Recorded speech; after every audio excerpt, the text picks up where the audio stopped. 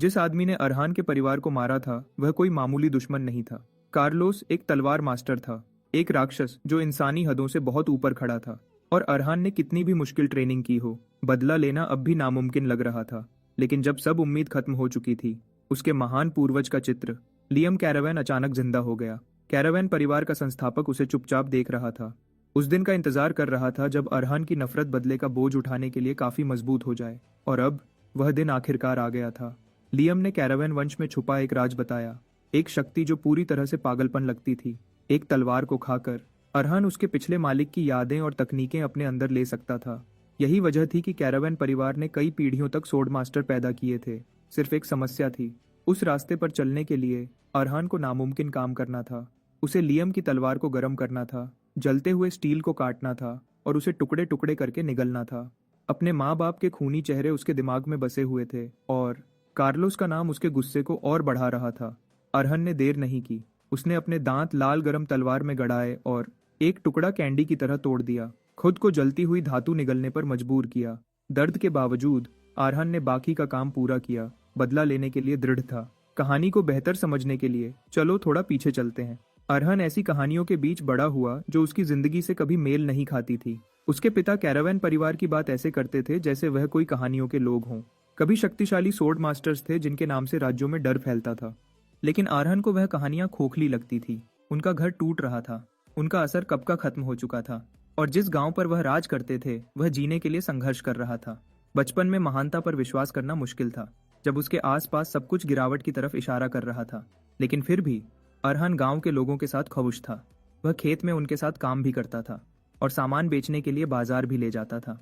उसके लिए बाजार जाना एक मामूली दिन था और अरहन खुशी खुशी चला गया। लेकिन जब तक वह वापस आया उसने सिर्फ अपने लोगों के खून से भरी जमीन देखी। अरहन अपने सामने हो रहे खूनी दृश्य से हैरान रह गया और अचानक उसका नौकर उसके पीछे दिखाई देता है, उसे तसल्ली देने के लिए, जबकि यह बताते हुए कि एक सोर्ड मास्टर ने हमला किया गांव पर और सिर्फ 10 मिनट में आधे गांव वालों को खत्म कर दिया। यह कहते हुए कि वह आदेश मान रहा था।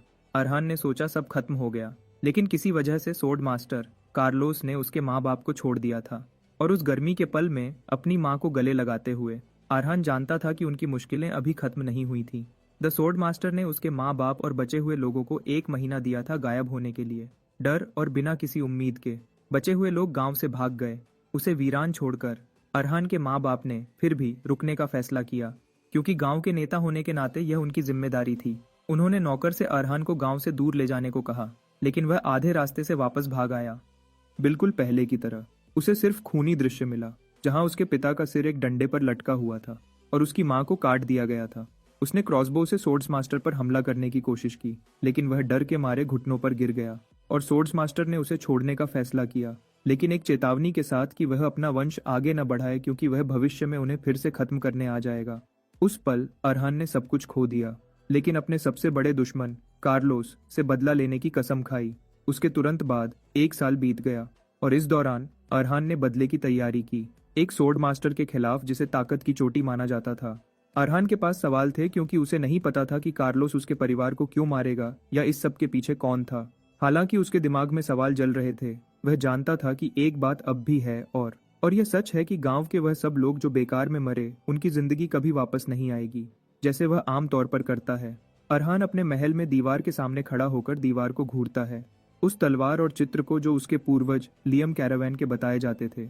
अचानक कुछ अजीब हुआ जब वह चित्र को घूर रहा था और उससे एक तेज रोशनी निकलने लगी, जिसके साथ एक आवाज भी आ रही थी। जब रोशनी आखिरकार बनती है, वह एक बूढ़े आदमी में बदल जाती है जो अरहन को अपना वंशज कहता है। अरहन को अपनी आंखों पर यकीन नहीं हुआ, क्योंकि उसके ठीक सामने उसका पूर्वज लियम कैरावैन था। अरहन पहले इस बात को नहीं मानता, क्योंकि उसे लगता है कि वह सही नहीं देख रहा है और उसे अब तक जो कुछ हुआ है उसकी वजह से दिमागी सदमा लगा होगा। लेकिन यह साफ होने लगता है कि उसके सामने की तस्वीर कोई भ्रम नहीं है। लियम बोलता है, अरहन को बताते हुए कि वह उसके दिल में उलझन महसूस कर सकता है, क्योंकि वह डरा हुआ है कि कहीं उसने अपना दिमाग न खो दिया हो। वह उससे यह भी पूछता है कि क्या वह हैरान है कि उसका पूर्वज, जिसे वह एक कहानी मानता है, उसके ठीक सामने खड़ा है। अरहन फिर उससे पूछता है कि क्या वह सच में परिवार का संस्थापक है, इतिहास का सबसे शक्तिशाली सोर्ड्स मास्टर।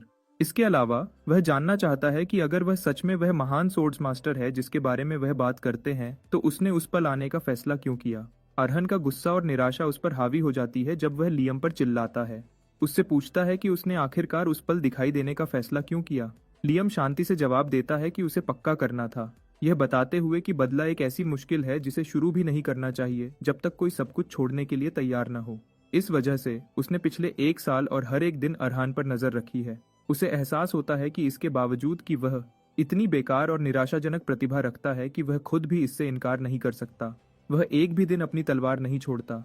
लियम उसके जुनून और उसकी इच्छा से हैरान है जो खत्म होने से इनकार करती है। लियम उसे बताता है कि उसके अभी दिखाई देने की वजह यह है कि अरहान की आंखों में नफरत आखिरकार उस गहराई तक पहुंच गई है जो वह चाहता है। इसके अलावा लियम कबूल करता है कि उसका अपना सब्र भी हद तक पहुंच गया है और उसके अंदर की हत्यारा इरादा उस शख्स को टुकड़े टुकड़े करना चाहता है जिसने उसके वंशजों को बेरहमी से मारा। लियम बताता है कि एक सच है जिसे नकारा नहीं जा सकता और यह सच है कि सिर्फ एक सोर्ड मास्टर ही एक सोर्ड मास्टर को मार सकता है। लियम को पूरा यकीन है कि अरहान इस बात से वाकिफ है, इसलिए उसने बदला लेने की कसम खाते हुए पागलपन की हद तक अपनी तलवार चलाई। लेकिन लियम अरहान को बताता है कि चाहे वह कितनी भी ट्रेनिंग करे वह कभी कार्लोस तक नहीं पहुंच पाएगा। वह समझाता है कि एक सोर्ड मास्टर इंसानियत की हदों से परे एक अलग हस्ती है। यह बुनियादी तौर पर इतना ऊंचा क्षेत्र है कि जिनको प्रतिभाशाली कहा जाता है वह भी इसे समझ नहीं सकते। इन शक्तिशाली सोर्ड मास्टर्स में भी कार्लोस अब भी सबसे ऊपर है। लियम मानता है कि उसके जमाने में भी ऐसे हुनर वाले मुट्ठी भर लोग ही थे, जिसका मतलब है कि आज के युग में कोई उसे छू नहीं सकता। वह अरहान को बताता है कि जैसे जैसे समय बीतेगा कार्लोस और भी मजबूत होता जाएगा। जब अरहान ये सब सुनता है उसका दिल कांपने लगता है, क्योंकि उसे पहले से ही पता था कि कार्लोस बहुत शक्तिशाली है, लेकिन उसने कभी यह नहीं सोचा था कि उसे हराना नामुमकिन होगा। अरहान निराशा में कराह उठता है क्योंकि उसे यकीन नहीं होता कि जिस आदमी ने उससे सब कुछ छीना वह एक हीरो बन जाएगा, जबकि वह किनारे बैठकर बेबस होकर देखता रहेगा, बिल्कुल पहले की तरह। तभी लियम उसे बताता है कि चीजें बदल गई हैं क्योंकि वह अब अरहान की मदद करने के लिए है ताकि वह कार्लोस से भी महान बन सके। लियम अरहान को बताता है कि वह चाहता है कि वह उस बेकार कार्लोस पर अपना फैसला सुनाए जिसने उसके वंशजों को भेड़ों की तरह मारा।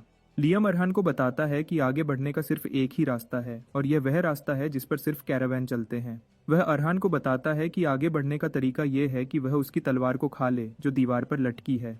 अरहान ये सुनकर आखिरकार उलझ जाता है और वह उस आदमी को ऐसे घूरता है जैसे वह पागल हो। लियम फिर अरहान को भट्टी तक ले जाता है जहां वह उसे समझाता है कि कैरावैन परिवार में ड्वार्वन खून का मिश्रण है। अरहान लियम की तलवार को भट्टी में रखता है जबकि लियम सब कुछ समझाता रहता है।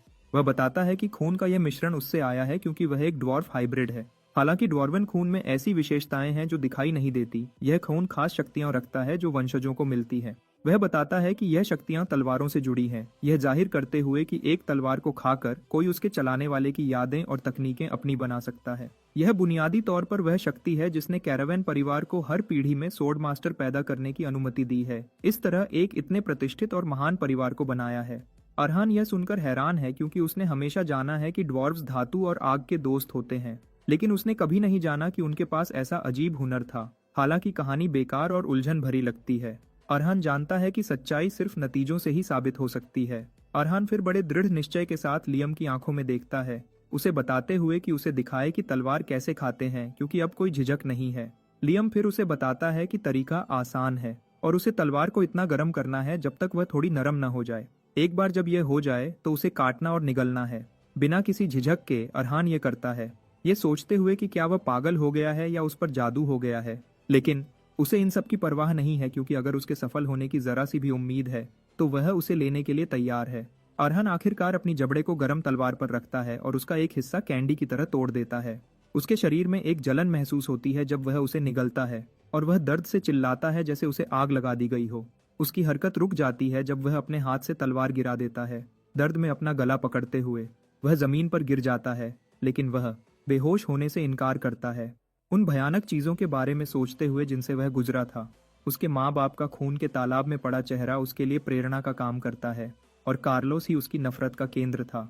इसके साथ अरहान तलवार उठाता है और उसे चबाता रहता है, चाहे कुछ भी हो, सफल होने की चाह के साथ, क्योंकि उसे कार्लोस को मारना है। गर्म धातु निगलने के बाद वह बेहोश हो जाता है, लेकिन जब वह जागता है तो वह सच में हैरान होता है कि वह मरा नहीं। असल में उसे एक भी खरोंच नहीं आई थी और उसे तो यकीन हो जाता कि यह एक सपना था अगर वह नहीं होता। तलवार का वह पकड़ने वाला हिस्सा जो उसके सामने रखा था। तभी उसे लियम की आवाज सुनाई देती है जो उसकी तारीफ कर रहा था। उसे बता रहा था कि उसकी इच्छा शक्ति उसके कमजोर शरीर के मुकाबले काफी अच्छी है।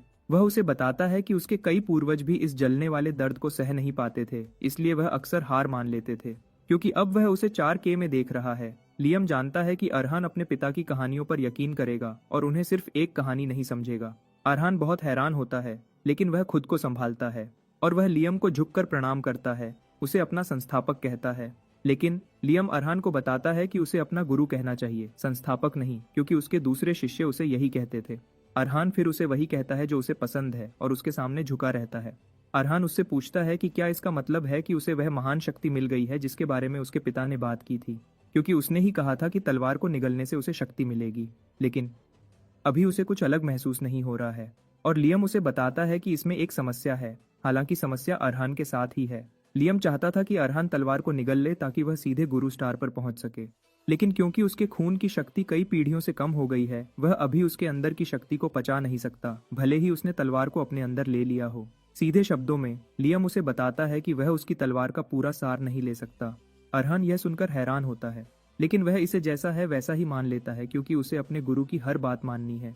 लियम हैरान है कि अरहान इस पर ज्यादा प्रतिक्रिया नहीं दे रहा है और अरहान बताता है कि उसे पहले से ही पता था कि उसका शरीर कमजोर है। भले ही नतीजा निराशाजनक था, उसे कम से कम यह तसल्ली है कि अभी भी दूसरा रास्ता है। लियम उससे पूछता है कि दूसरे रास्ते से उसका क्या मतलब है, और अरहान उसे याद दिलाता है कि उसने कहा था कि अभी यह असंभव है, जिसका सीधा मतलब है कि भविष्य में वह कभी न कभी उसकी शक्ति को ले पाएगा, या फिर वह अभी भी एक ऐसी तलवार ढूंढ सकता है जो उसकी वर्तमान शक्ति के बराबर हो। लियम अरहान की कमाल की समझ से बहुत प्रभावित होता है। वह उसे बताता है कि वह सही है, क्योंकि तलवार जितनी ज्यादा इस्तेमाल होती है और पुरानी होती है उतनी ही अच्छी होती है। फिर वह अरहान से कहता है कि उसे ऐसी जगह ले चले जहां बहुत सारी तलवारें हों ताकि वह सही वाली चुन सके।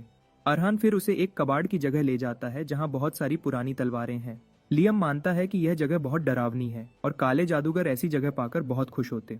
अरहान बताता है कि बस्तियों का सारा कबाड़ वहीं आता है, बेकार कबाड़ से लेकर टूटे हुए हथियारों तक। यह असल में एक ऐसी जगह है जहां लियम की बात के मुताबिक तलवार मिल सकती है। लियम सहमत होता है कि यह एक अच्छी शुरुआत है, यह बताते हुए कि अपने शुरुआती दिनों में उसने ऐसी ही खूनी जगहों पर तलवारें निगली थी।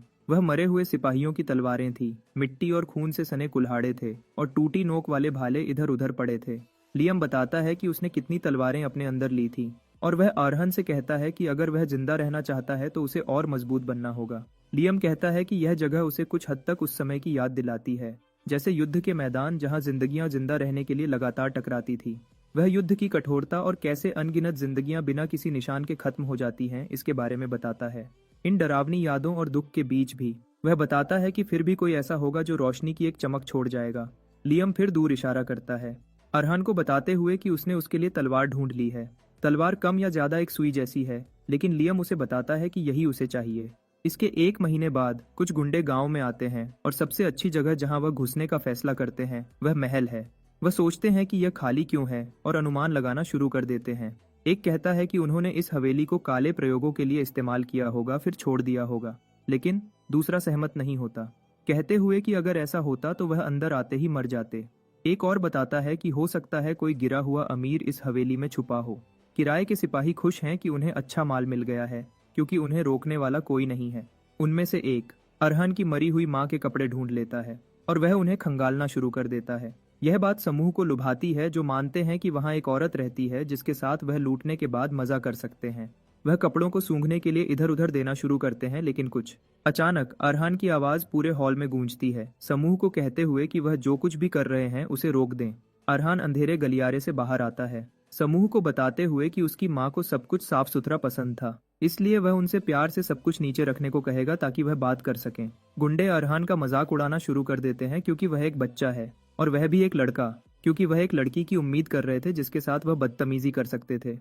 अरहान फिर उनसे पूछता है कि क्या वह खाना या रहने की जगह ढूंढ रहे हैं। वह उन्हें यकीन दिलाता है कि उसे उन्हें पड़ोसियों की तरह रहने देने में कोई ऐतराज नहीं है, लेकिन गुंडे मानते हैं कि अरहान ऐसी बातें कहने के लिए पागल है। समूह का नेता हमारे घर की तरफ चलना शुरू करता है, उसे कहते हुए कि वह सच में बेवकूफ होगा जो उन्हें देखकर भागा नहीं। वह आदमी अरहान पर झपटता है और पूछता है कि क्या वह मरने के लिए उत्सुक है।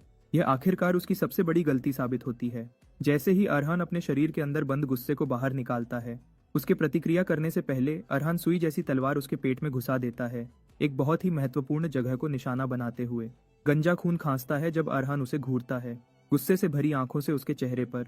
1 महीने पहले अरहान के तलवार चुनने के बाद उसने लियम से पूछा था कि क्या उसे यकीन है कि यही वह तलवार है जिसे वह उसे निगलने को कह रहा था।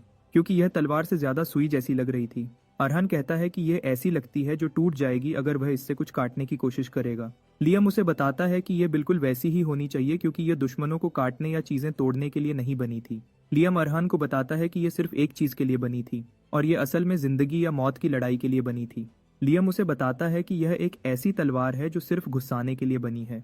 अरहान यह सुनकर उलझन में पड़ जाता है और लियम समझता है कि वह ऐसा क्यों होगा, क्योंकि वह आसानी से कह सकता है कि एक भाला ज्यादा अच्छा होगा, लेकिन वह उसे बताता है कि उसके जैसे कमजोर शरीर के लिए तलवार के अंदर की यादें सबसे अच्छी हैं। लियम अरहान को बताता है कि मालिक ने शादी की, 200 से ज्यादा दुश्मनों को घुसाया, ऐसे शरीर से जो हमारे शिकार से भी कमजोर था। लियम अरहान से कहता है कि तलवार का सम्मान करे और उसे शुक्रगुजारी के साथ निगल ले, क्योंकि धातु हल्की हो सकती है लेकिन उसके अंदर की जिंदगी भारी और गंभीर है। लियम उसे बताता है कि मैरी की यादें लेने से उसे पक्का बहुत कुछ मिलेगा। मैरी की यादों से गुजरते हुए वह सिर्फ एक 10 साल की लड़की थी जिसके माँ बाप आग में मर गए थे। वह सिर्फ अपने चेहरे पर जलने के निशानों के साथ बच पाई थी, जबकि उसके माँ बाप इतने जल गए थे कि उन्हें पहचाना नहीं जा सकता था। जब तक वह जागी, उसने धीरे से बताया था कि वह अपने माँ बाप के साथ मरना पसंद करती। मैरी के सब कुछ खो देने के बाद वह एक अनाथालय में रहने लगी और जिस दिन उसे पता चला कि अनाथालय आग की देवी की पूजा करता है, उसके लिए सब कुछ और खराब हो गया। उसके लिए वह निराशा में डूब गई क्योंकि उसने असल में सब कुछ आग में खो दिया था, लेकिन उसे ऐसी जगह रहने की उम्मीद थी जो आग को मुक्ति कहती है। अनाथालय में उसके बाकी दिन बहुत बुरे थे और वह दूसरे बच्चों के साथ धीरे धीरे और खराब होती गई। हमेशा उसे ऐसे घूरते थे जैसे वह कोई अजीब थी, उसके चेहरे पर जलने के निशान की वजह से। वह उसके पीछे बहुत बुरी बातें कहते थे और कभी कभी वह उन्हें सुनती थी, जिससे उसे कभी कभी मरने की इच्छा भी होती थी। मैरी हमेशा यही चाहती थी कि वह मर जाए ताकि वह इस डर से बच सके, लेकिन एक खास दिन सब कुछ बदल गया। उसकी टक्कर एक तलवारबाज से हुई। हेगल, जो जंगल में अपनी तलवारबाजी का अभ्यास कर रहा था, भले ही उसकी तलवारबाजी खराब और अनाड़ी थी, फिर भी वह इतनी अच्छी थी कि उसे एक पल के लिए भी अपना दर्द भुला दे। हेगल एक बूढ़ा तलवारबाज और पहले का घुमक्कड़ सिपाही था जो सालों से अनाथालय में काम कर रहा था। एक आम दिन मैरी में उस बूढ़े आदमी से बात करने की ताकत नहीं होती, लेकिन उसने अपने आम स्वभाव को अलग रखा और उस आदमी के पास गई, उससे पूछते हुए कि क्या वह उसकी तरह बन सकती है। वह हेगल को बताती है कि वह सच में सीखना चाहती है और यह उसकी जीने की इच्छा की पहली सीढ़ी बनती है। हेगल जवाब देने से पहले 1 मिनट लेता है, मैरी को बताते हुए कि जो वह देख रही है वह उसकी जिंदगी में मदद नहीं कर सकता क्योंकि वह एक लड़की है। वह मैरी को बताता है कि उसके हाथ में जो हथियार है वह सिर्फ उसे पकड़ने वाले को ही नुकसान पहुंचाते हैं। वह उसे निरुत्साहित करने की कोशिश करता है लेकिन वह मना कर देती है, हेगल को बताते हुए कि वह इसे सीख सकती है ताकि दुनिया की कोई भी आग उसे फिर से डरा ना सके। हेगल मान जाता है और वह उसे एक कमरे में ले जाता है जहां एक बर्तन में तलवारें रखी हैं। वह उससे कहता है कि एक तलवार चुन ले और अगर वह उसे घुमा सकती है तो वह उसे सिखाएगा। मैरी पूछती है कि क्या उसके लिए इसे घुमाना जरूरी है, लेकिन हेगल उसके सवाल को तब तक नहीं समझता जब तक वह आखिरकार सुई तलवार की तरफ इशारा नहीं करती। वह हेगल को बताती है कि उसे कोई ऐतराज नहीं है जब तक वह जवाब दे सके। वह तलवार को हेगल की तरफ बढ़ाती है और जिस तरह से वह उसे उसकी गर्दन पर रखती है, उसे बताता है कि मैरी में कुछ बुरा है। अब वर्तमान समय में अरहान गंजे को घुसाता है और वह जमीन पर गिर जाता है, अपने साथियों में डर की लहर भेजते हुए। वह अपनी आंखों पर यकीन नहीं करना चाहते, लेकिन अरहान उन्हें बताता है कि अब बातचीत खत्म हो गई है। पता चलता है कि पिछले 1 महीने से लियम अरहान को जो कुछ भी सिखा रहा था वह तलवारबाजी के बारे में था ही नहीं। ये असल में उसके शरीर को कैसे ट्रेन करना है ताकि वह घंटों दौड़ने के बाद भी थके नहीं।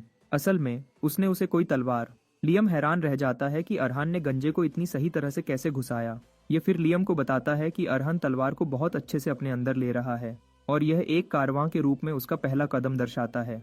पता चलता है कि अरहान ने तने हुए को ऐसी जगह घुसाया जहां कोई तभी पहुंच सकता है जब तलवार पसलियों के बीच सही तरह से डाली जाए, जो और कुछ नहीं बल्कि फेफड़े थे। अरहान जानता है कि वह तलवारों और उनसे जुड़ी हर चीज में पूरा अनाड़ी है, इसलिए वह इतना सही वार कर ही नहीं सकता था, लेकिन पता चलता है कि वह ऐसा कर पाया तलवार की मालिक मैरी की वजह से। मैरी की यादों में वापस जाते हुए पता चलता है कि जिस पहले दिन उसने सुई तलवार उठाई थी, हेगल ने उसे सिखाना शुरू कर दिया था। उसने उसे खड़ा होना, तलवार को सही से पकड़ना, लड़ना और जिंदा रहना सिखाया। हेगल की खूबसूरत तलवारबाजी के साथ मैरी को ताकत मिल पाई और उसे सच में उस बूढ़े आदमी की तलवारबाजी पसंद थी। इसके कुछ सालों बाद हेगल को अपनी मौत की सेज पर लेटा देखा जाता है और वह मैरी को बताता है कि जिस दिन वह आखिरकार अनाथालय छोड़ती है उसे दुनिया में जाना चाहिए। जब वह मरता है तो वह मैरी को बताता है कि यह उसकी आखिरी सीख है उसके लिए, और वह अपनी खुशी बताता है कि उसने सफर का आखिरी हिस्सा उसके साथ गुजारा। मैरी की आंखों से आंसू बह निकले जब उसने देखा कि उसका मददगार धीरे धीरे मौत से हार रहा है और उसके आखिरी शब्द थे मैरी को हर चीज के लिए धन्यवाद कहना। उसके बाद मैरी ने हेगल के आखिरी शब्दों का पालन किया और वह अनाथालय छोड़कर दुनिया में चली गई। बहुत कम समय में मैरी ने किराए के सैनिकों की दुनिया में अपना नाम बना लिया था, इस वजह से कि वह सुई जैसी तलवार चलाती थी और एक जवान औरत थी। उसे स्टिचिंग जिप्सी का नाम दिया गया था। अरहन की आंखों से आंसू बह निकले जब मैरी की यादें उसमें समा गईं और उसे आखिरकार समझ आया कि उसके गुरु का क्या मतलब था जब वह एब्जॉर्प्शन की बात कर रहे थे। बॉल्डी अभी भी जिंदा है और वह बख्शे जाने की भीख मांग रहा है, लेकिन अरहन उसकी चीखों को नजरअंदाज करता है। वह उसके पास जाता है और काम खत्म करने के लिए सुई उसके सर में घुसा देता है, क्योंकि उसने जो शुरू किया था उसे खत्म करने का मन बना लिया है। हालांकि यह उसकी पहली हत्या थी, अरहान को कुछ भी महसूस नहीं हुआ, कोई भावना नहीं थी और उसे बस वह हालत दिख रही थी। जो उसके सामने बची थी वह थे बाकी गुंडे। वह जानता है कि वह बॉल्डी पर इसलिए हावी हो पाया क्योंकि उसने उसे कम समझा था, लेकिन बाकियों के साथ ऐसा नहीं है, खासकर इस वजह से कि वे गिनती में कम हैं। उसे पूरा यकीन है कि गुंडे भी यह जानते हैं, लेकिन उसे समझ नहीं आ रहा कि वे उस पर हमला क्यों नहीं कर रहे जबकि उनकी गिनती ज्यादा है। लियम फिर अरहान को बताता है कि वह समूह बहुत डरा हुआ है और यह समझने लायक है क्योंकि अरहान ने जो अभी दिखाया वह एक नए सीखने वाले की चालें नहीं है। लियम समझाता है कि थोड़ा डर इंसान को बचने में मदद करता है, लेकिन बहुत ज्यादा डर इंसान की सोच को धुंधला कर देता है। जैसा उसने कहा, गुंडे घबरा रहे हैं जब वे एक दूसरे की तरफ मुड़कर पूछ रहे हैं कि उन्हें क्या करना चाहिए। सीधी बात है, उनके शरीर में घुस रहा डर उन्हें यह यकीन दिला रहा है कि अरहान उनसे ज्यादा ताकतवर है। लियम समझाता है कि गुंडे शायद उसे ऐसे देख रहे हैं जैसे वह कोई तलवार चलाने वाला हत्यारा राक्षस हो, क्योंकि वे यही मानते हैं अरहान उनके डर को सच करने का फैसला करता है। वह समूह की तरफ उछलता है और खुद को बचाने की कोशिश करने के बजाय वे डर से जम जाते हैं। अरहान उनके चारों तरफ चक्कर लगाता है और उनकी ताकत को परखता है। वह उनके तेज हमलों से बचता है। अपना निशाना चुनने से पहले अरहान एक पर निशाना लगाता है और तलवार उसकी गर्दन में घुसा देता है। आखिरकार उसकी जान ले लेता है। पता चलता है कि हेगल ने एक बार मैरी से कहा था कि उसके पास समय की आज़ादी नहीं है क्योंकि वह एक औरत है और उसकी सीमाएं हैं। अरहान उसी सिद्धांत पर काम कर रहा है जब वह अपनी तेज फुर्ती से समूह के चारों तरफ दौड़ता है, क्योंकि वह इस हालत में कमजोर है। अरहान जानता है कि उसे अपने दुश्मन को गिराने के लिए ज्यादा से ज्यादा 2 बार मिलेंगे, इससे पहले कि वह पकड़ा जाए। जैसे ही अरहान अपना निशाना चुनता है, वह एक खास जगह पर वार करता है और तलवार उनमें घुसा देता है। सीधी बात है, यह ऐसी हालत है जो तुम्हारे पास नहीं है उसकी कमी पूरी मत करो, बल्कि जो तुम्हारे पास है उसे चमकाओ। मैरी की ताकत उसकी जन्मजात लचक थी, क्योंकि उसका शरीर एक नर्तकी जैसा बना था और वह इसका फायदा उठाती है। वह दुश्मन पर किसी भी तरफ से हमला कर सकती है, चाहे उसकी मुद्रा कितनी भी अजीब हो। इन सब का इस्तेमाल करके वह अपने दुश्मनों को सिर्फ एक वार में गिरा देती है, सर या गर्दन जैसी खास जगहों पर वार करके। अरहान भी वही कर रहा है और उसने इसका इस्तेमाल पूरे समूह को खत्म करने के लिए किया है, एक को छोड़कर। आखिरी आदमी बच्चे की तरह रोने लगता है, उसकी नाक से बलगम निकल रहा है जब वह खुद को नरक में सोचता है। वह आदमी इंसान को नहीं बल्कि नरक की गहराइयों से निकले एक हत्यारे राक्षस को देखता है। समूह को खत्म करने के बाद अरहान उन्हें दफनाने के लिए कब्र खोदता है। जब वह उन्हें दफनाने में लगा था, लियम ने उससे पूछा कि क्या उसने आखिरकार अपने शक को अलग कर दिया है। वह उसे बताता है कि अगर उसमें पूरे दिन तलवार चलाने की ताकत है बिना सांस खोए, तो वह 4 अनसीखे गुंडों का सामना कर सकता है। लियम अरहन को बताता है कि वह जीवन और मौत की लड़ाइयों के बीच पहले से ही मजबूत हो रहा है।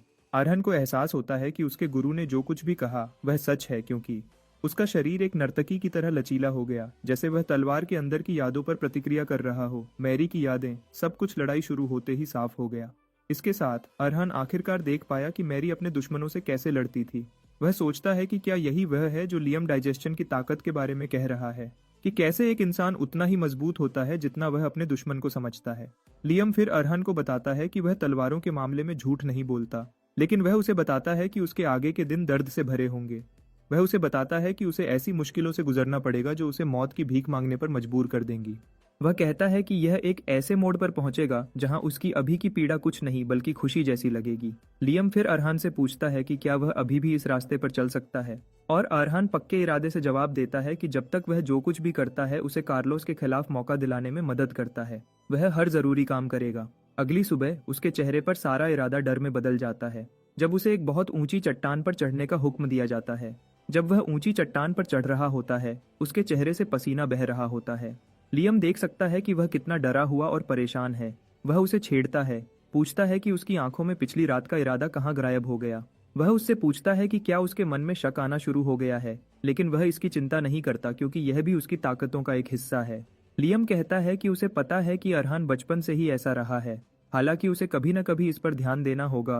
वह उसे बताता है कि उस पल के लिए उसे पहले अपनी जिज्ञासा को सुलझाना होगा। लियम समझाता है कि तलवारबाज का रास्ता मुख्य रूप से 5 चरणों में बंटा हुआ है। एक है सोर्ड बिगिनर, जो तलवार का शुरुआती स्टार है। सोर्ड वॉकर, जो प्रतिभाशाली लोगों द्वारा हासिल किया गया स्टार है। एक है सोर्ड रनर, और यह वे लोग हैं जिन्हें युद्ध क्षेत्र का केंद्र माना गया है। चौथा है सोर्ड एक्सपर्ट, और यह ऐसे लोग हैं जो अकेले ही युद्ध का रुख बदल सकते हैं। आखिरी लेकिन सबसे कम नहीं, वह है सोर्ड मास्टर, और वे सब कुछ पर राज करते हैं, जैसे वे भगवान हों। लियम फिर अरहान से पूछता है कि वह 5 पदों में से खुद को अभी कहाँ मानता है। अरहान गहरी सांस लेता है, लियम को बताने से पहले कि उसे पूरा यकीन है कि वह एक जोशीला जवाब की उम्मीद कर रहा है, लेकिन वह उसे यकीन दिलाता है कि वह अपना स्टार बहुत अच्छे से जानता है। अरहान कहता है कि तलवारबाजी के लिए पहली शर्त माना को नियंत्रित करना है, और दूसरी, जो माना को संभालने के लिए जरूरी है, वह है माना हार्ट का बनना। हालांकि क्योंकि उसने अभी तक माना हार्ट नहीं बनाया है, अरहान खुद से ईमानदार है और वह जानता है कि वह अभी तक एक बिगिनर के रूप में भी योग्य नहीं है। लियम यह सुनकर खुश होता है और अरहान की तारीफ करता है, उसे बताता है कि उसकी आत्मज्ञान बहुत अच्छा है। लियम अरहान के शक की पुष्टि करता है, उसे बताता है कि वह सच में शुरुआती लोगों में भी एक शुरुआती है जिसने अभी तक तलवार की दहलीज पर कदम भी नहीं रखा है। लियम अरहान को बताता है कि ट्रेनिंग उसे एक बिगिनर के रास्ते पर ले जाने के लिए है, ताकि वह माना हार्ट बना सके। अरहान यह सुनकर हैरान हो जाता है और वह आदमी से पूछता है कि क्या वह इस वक्त जो कुछ भी कर रहा है वह सिर्फ एक माना हार्ट बनाने के लिए है। अरहान यकीन नहीं कर सकता कि वह इस वक्त एक माना हार्ट की वजह से जीवन और मौत की हालत से गुजर रहा है। अरहान फिर लियम को बताता है कि शायद उसे पता न हो, क्योंकि उसके समय में चीजें अलग हैं, लेकिन वह उसे समझाता है कि अभी के समय में एक इंसान एल्केमिस्ट की दवा पीकर माना हार्ट बना सकता है। यह एक वॉकर क्लास के नाइट द्वारा माना डालकर अपनी इंद्रियों को खोलने से भी बनाया जा सकता है। सीधी बात है, माना हार्ट बनाना बहुत आसान है, क्योंकि जो औरतें आत्मरक्षा के लिए तलवारबाजी सीखती हैं वे भी यह कर सकती हैं। अरहान फिर लियम से पूछता है कि वह इतना आसान रास्ता क्यों छोड़ेगा, सिर्फ ये पक्का करने के लिए कि वह एक ऐसे तरीके से गुजर रहा है जो उसे उसके माँ बाप के पास भेज सकता है। लियम फिर अरहान को बताता है कि माना हार्ट बनाने के लिए दुनिया के तरीकों का पालन करना बुरा नहीं है, लेकिन वह उसे बताता है कि गन्स एंड स्टील की ताकत उनके खून में रहती है। लियम अरहान को बताता है कि इस ताकत की पूरी क्षमता को बाहर निकालने के लिए एक मजबूत पात्र की जरूरत होती है, इसलिए यह एक आम इंसान के दिल से नामुमकिन है। वह बताता है कि एक इंसान सिर्फ इंसानों की दुनिया तक ही पहुंच सकता है एक बेकार माना हार्ट के साथ, लेकिन अगर अरहान एक सोर्ड मास्टर के रास्ते तक पहुंचने के लिए गंभीर है तो उसे सिर्फ एक चीज चाहिए। लियम उसे बताता है कि उसे एक स्टील का दिल चाहिए जो दुनिया से टकराने के लिए इतना मजबूत हो और उसे एक भी खरोंच ना आए। लियम फिर उसे बताता है कि इस स्टील के दिल को बनाने का सिर्फ एक ही तरीका है, और यह है कि वह खुद को लगातार मौत के किनारे तक धकेलता रहे ताकि उसका शरीर खुद का माना हार्ट चाहे। लियम मानता है कि उसके कुछ ही शिष्य इस ट्रेनिंग को पूरा कर पाए, क्योंकि यह एक बहुत दर्दनाक और भयानक प्रक्रिया है। हालांकि वह उसे बताता है कि जिन्होंने सारी ट्रेनिंग अंत तक सही वे सोर्ड मास्टर्स बन गए। लियम फिर उससे पूछता है कि क्या वह अब उस बात से प्रेरित है जो उसने अभी उसे बताई है। अरहान जवाब देता है कि वह बहुत ज्यादा प्रेरित है जब वह खुद को चट्टान की चोटी तक धकेलता रहता है। लियम उसे यकीन दिलाता है कि जो माना हार्ट वह हासिल करेगा वह अलग होगा, और यह अरहान के लिए आगे बढ़ने के लिए काफी प्रेरणा है। इसी बीच कैम्बेल के पूर्वी गांव में उन्होंने कैरावन विलेज के बारे में अफवाहें सुनना शुरू कर दिया है। अब उसे एक डरावना गांव माना जाता है जिसमें कोई इंसान नहीं है, क्योंकि सभी 1 साल पहले अचानक गायब हो गए थे। जो अफवाह फैलना शुरू हुई है वह ये है कि गांव में कुछ ऐसा है जिसे बहुत खतरनाक माना जाता है। एक आदमी बताता है कि कोई भी गुंडा गांव में जाकर जिंदा वापस नहीं आया है। गांव के चारों तरफ बहुत सारी कहानियां और अनुमान हैं, और वे इस नतीजे पर पहुंचे हैं कि किसी को गांव में नहीं जाना चाहिए जब तक वह मरना न चाहे।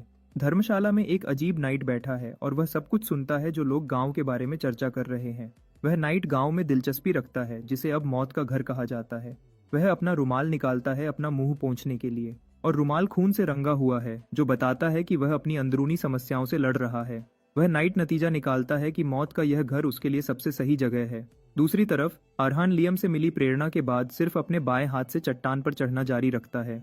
उसके लिए कोई आराम का दिन नहीं था, उन दिनों में भी जब उसे गांव में घुसे गुंडों से निपटना पड़ता था। अरहान हर एक दिन यह करता रहा, दिन बिना कुछ छोड़े, सिर्फ अपना पूरा देने के लिए। इसके साथ 1 महीना बीत गया, लेकिन चट्टान पर चढ़ने की उस भयानक ट्रेनिंग के बावजूद भी वह अभी भी माना हार्ट नहीं बना पाया था। हालांकि अरहान देख सकता था कि उसमें कुछ अलग था। लड़ते समय अरहान ध्यान देता है कि एक बदलाव यह है कि उसकी इंद्रियां बहुत तेज हो गई हैं। उसकी 5 इंद्रियों से लड़ाइयों के दौरान उसके फैसले और एकाग्रता तक अरहान बहुत ज्यादा बेहतर हो गया है। जब भी वह सुई पकड़ता है और वह पूरी तरह से ध्यान लगाता है तो हमेशा ऐसा लगता है जैसे मैरी खुद लड़ाई कर रही हो। अरहान दुश्मनों के चारों तरफ ऐसे घूमता जैसे वे समय में जम गए हों और वह उस समय अकेला काम कर रहा हो। अरहान आसानी से अपने दुश्मनों के शरीरों को खून रिसने वाले छेदों में बदल देता है। पता चलता है कि इस अजीब बदलाव की वजह यह है कि अरहान अब माना को महसूस कर सकता है। जंगल में ध्यान करते समय अरहान खुद पर गर्व करता है, क्योंकि वह यह सब कुछ माना हार्ड बनाए बिना या अभी तक सोर्ड बिगिनर बने बिना हासिल कर पाया है। अरहान जानता है कि यह सिर्फ सुई की ताकत की वजह से ही मुमकिन है। अरहान फिर अपने गुरु से पूछता है कि अगले चरण तक पहुंचने पर उसे किस तरह की ताकत मिलने की उम्मीद है। लियम हंसी उड़ाता है। अरहान को बताता है कि उसे अभी बहुत लंबा रास्ता तय करना है, इसलिए उसे यह नहीं सोचना चाहिए कि वह बेहतर हो गया है। हालांकि वह उसे बताता है कि वह उसके सवाल का जवाब देगा। लियम समझाता है कि एक बार जब वह मैना हार्ट बनाकर एक सोर्ड बिगिनर बन जाता है जो इस ताकत की गहराई को समझता है, तो उसे मेरी के बराबर के स्टार तक पहुंचा हुआ कहा जा सकता है, अगर वह इससे आगे बढ़ सकता है। माना हार्ट से ताकत को इस्तेमाल करके वह एक सुपर ह्यूमन की दुनिया में पहुंच गया होगा जो शारीरिक क्षमताओं को मजबूत कर सकता है और हमले और बचाव के लिए एक क्षेत्र बना सकता है।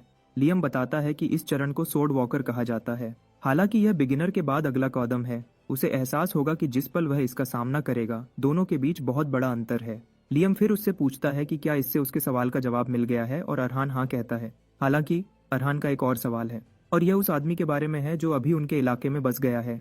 अरहान उसे देख रहा था और उसने लियम से पूछा कि क्या यह आदमी एक सोर्ड वॉकर है। लियम ने यह बात पक्की की। उसने कहा कि यह आदमी एक दुश्मन है, वह उस कचरे से बहुत अलग है जिससे अरहान अब तक लड़ रहा था।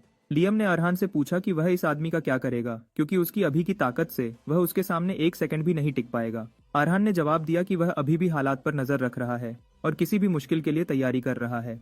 अरहान ने लियम से कहा कि उसके पास पहले से कोई और रास्ता नहीं है। लियम ने फिर उससे कहा कि उसके पास अभी भी एक रास्ता है, वह इस जगह को छोड़ सकता है ताकि लड़ाई से बच सके।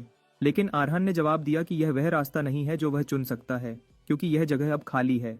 फिर भी यह एक ही जगह है जहां उसे सबके साथ अपनी यादें याद हैं। लियम उसका दर्द समझता है और उसने उसे बहुत मजबूत बनने को कहा, क्योंकि इस मुश्किल दुनिया में ताकत ही एक इकलौता जवाब है। लियम ने अरहान से कहा कि वह अपनी इच्छाओं को ताकत बनाए ताकि वह आगे बढ़ सके और जो वह सच में चाहता है वह पा सके। लियम ने उसे कहा कि वह अपने दर्द को ताकत बनाए ताकि वह लोहे जैसा मजबूत बन सके और कोई उसकी बातों का मजाक न उड़ा सके। बाद में अरहान उस नाइट से मिलता है और उसने अरहान को हुक्म दिया कि एक कदम भी न बढ़ाए अगर वह मरना नहीं चाहता। इस लड़ाई से पहले जब वह आदमी इस जगह में आया था, अरहान उसे रोज देखता था। यह उसकी रोज की आदत थी। अरहान ने उन दिनों में कुछ खास सीखा। गांव में बहुत सारे खाली घर थे, फिर भी उस आदमी ने ऐसा बर्ताव किया जैसे लोग अभी भी उनके मालिक हैं। उसने छोटी से छोटी चीज को भी हाथ नहीं लगाया। वह बस एक पोटली के साथ सादा जीवन जीता था जो वह अपने साथ लाया था। और उसकी दूसरी आदतें थीं, हर शाम सूरज को देखना जब वह सोच में डूबा होता था, या फिर पूजा में समय बिताना। आखिर में अरहान ने सोचा कि वह आदमी एक नाइट है और लियम उससे सहमत हुआ। उसने कहा कि वह एक तलवारबाज है जो वॉकर लेवल तक पहुंचने में माहिर है, लेकिन उसे हैरानी है कि वह अभी भी नियम और तरीके सख्ती से मानता है जब उसे कोई देखने वाला नहीं होता। लियम ने बताया कि इस तरह का जिद्दी आदमी नाइट्स के अलावा बहुत कम मिलता है। अरहान ने फिर कहा कि अगर वह एक नाइट है तो इसका मतलब है कि वह एक अच्छा आदमी हो सकता है, क्योंकि नाइट्स को अपनी इज्जत बचानी होती है और इंसाफ के लिए लड़ना होता है। लियम ने बीच में कहा कि इसमें कोई शक नहीं कि वह इज्जत के पीछे भागते हैं, लेकिन अरहान गलत है नाइट्स को सही लोग कहने में। उसने कहा कि इज्जत एक ऐसी चीज है जो हर किसी के लिए अलग होती है। उसने कहा कि जो इज्जत वह मानते हैं वह हमेशा सबके लिए अच्छी नहीं होती, क्योंकि एक नाइट की इज्जत उस आदमी पर निर्भर करती है जिसे वह अपनी वफादारी देता है। उनकी इज्जत असल में उनके मालिक की मर्जी से तय होती है, खासकर उसकी जो अच्छा पैसा देता है। लियम ने मासूम अरहान को समझाने का फैसला किया कि एक नाइट असल में क्या होता है। उसने उसे बताया कि एक नाइट बस एक किराए का तलवारबाज होता है जो इज्जत को हिंसा का बहाना बनाता है। वह असल में कोई ऐसा होता है जो पुरानी तलवार के हुनर का इस्तेमाल करता है तेजी से मारने के लिए, और क्योंकि वह महंगे कवच में होते हैं वह बस एक ऐसा दुश्मन है जिसे मारना बहुत मुश्किल होता है। लियम ने अरहान से कहा कि वह नाइट जैसे चमकदार शब्द से धोखा न खाए। उसने सुझाव दिया कि वह देखे कि वह असल में क्या है ताकि वह खुद फैसला कर सके। लियम ने अरहान से कहा कि शक करना उसकी सबसे बड़ी ताकत है, और उसने उसे याद दिलाया कि वह बचपन से ही ऐसा है। जब वह बच्चा था तो वह अपने पिता की कहानियां सुनता था, पर अंदर ही अंदर वह उनकी सच्चाई पर सवाल उठाता था। जब एक नई ताकत ने उसे बहुत ज्यादा भरोसा दिया और उसे खतरे में डाल दिया, तब भी उसकी तेज समझ और ध्यान से देखने ने उसे खतरे हटाने में मदद की ताकि वह जवाब ढूंढ सके। लियम ने आगे कहा, शक का मतलब है जो वह देखता या सुनता है उससे न बहकना, बल्कि हर संभव तरीके का इस्तेमाल करना और लगातार सोचना सच के करीब पहुंचने के लिए। लियम ने अरहान से कहा कि वह कभी भी शक करने की अपनी सोच न छोड़े। क्योंकि इस सोच के बिना लोग अपनी हदों को पार नहीं कर सकते। लियम ने उसे बताया कि यह असल में उसकी तलवार के हुनर के पीछे का असली तोहफा है। अरहान पूरी तरह से ध्यान से सुन रहा था जब उसे लियम से यह खास सीख मिल रही थी। जब लियम की सीख खत्म हुई, अरहान ने उसे भरोसा दिलाया कि वह सब कुछ याद रखेगा। इन्हीं सीखों के कारण अरहान ने कभी भी अपनी चौकसी कम नहीं की उस अनजान आदमी के आसपास जो उसकी जगह में बस गया था, सिर्फ यह पक्का करने के बाद कि वह नाइट खतरा नहीं हो सकता। तब अरहान ने उसे अपना पड़ोसी बनने के लिए पूछने का सोचा।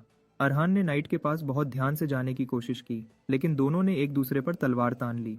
नाइट ने अरहान से कहा कि उसे पता है कि अरहान उसे देख रहा था, लेकिन उसने उसे भागने के बारे में सोचने से भी मना किया। नाइट ने अरहान को भरोसा दिलाया कि वह उसे तुरंत मार देगा अगर उसने उसकी तरफ पीठ की। अरहान अपनी बचाव की मुद्रा में रहा, क्योंकि उसने कभी नहीं सोचा था कि चीजें ऐसे हो जाएंगी।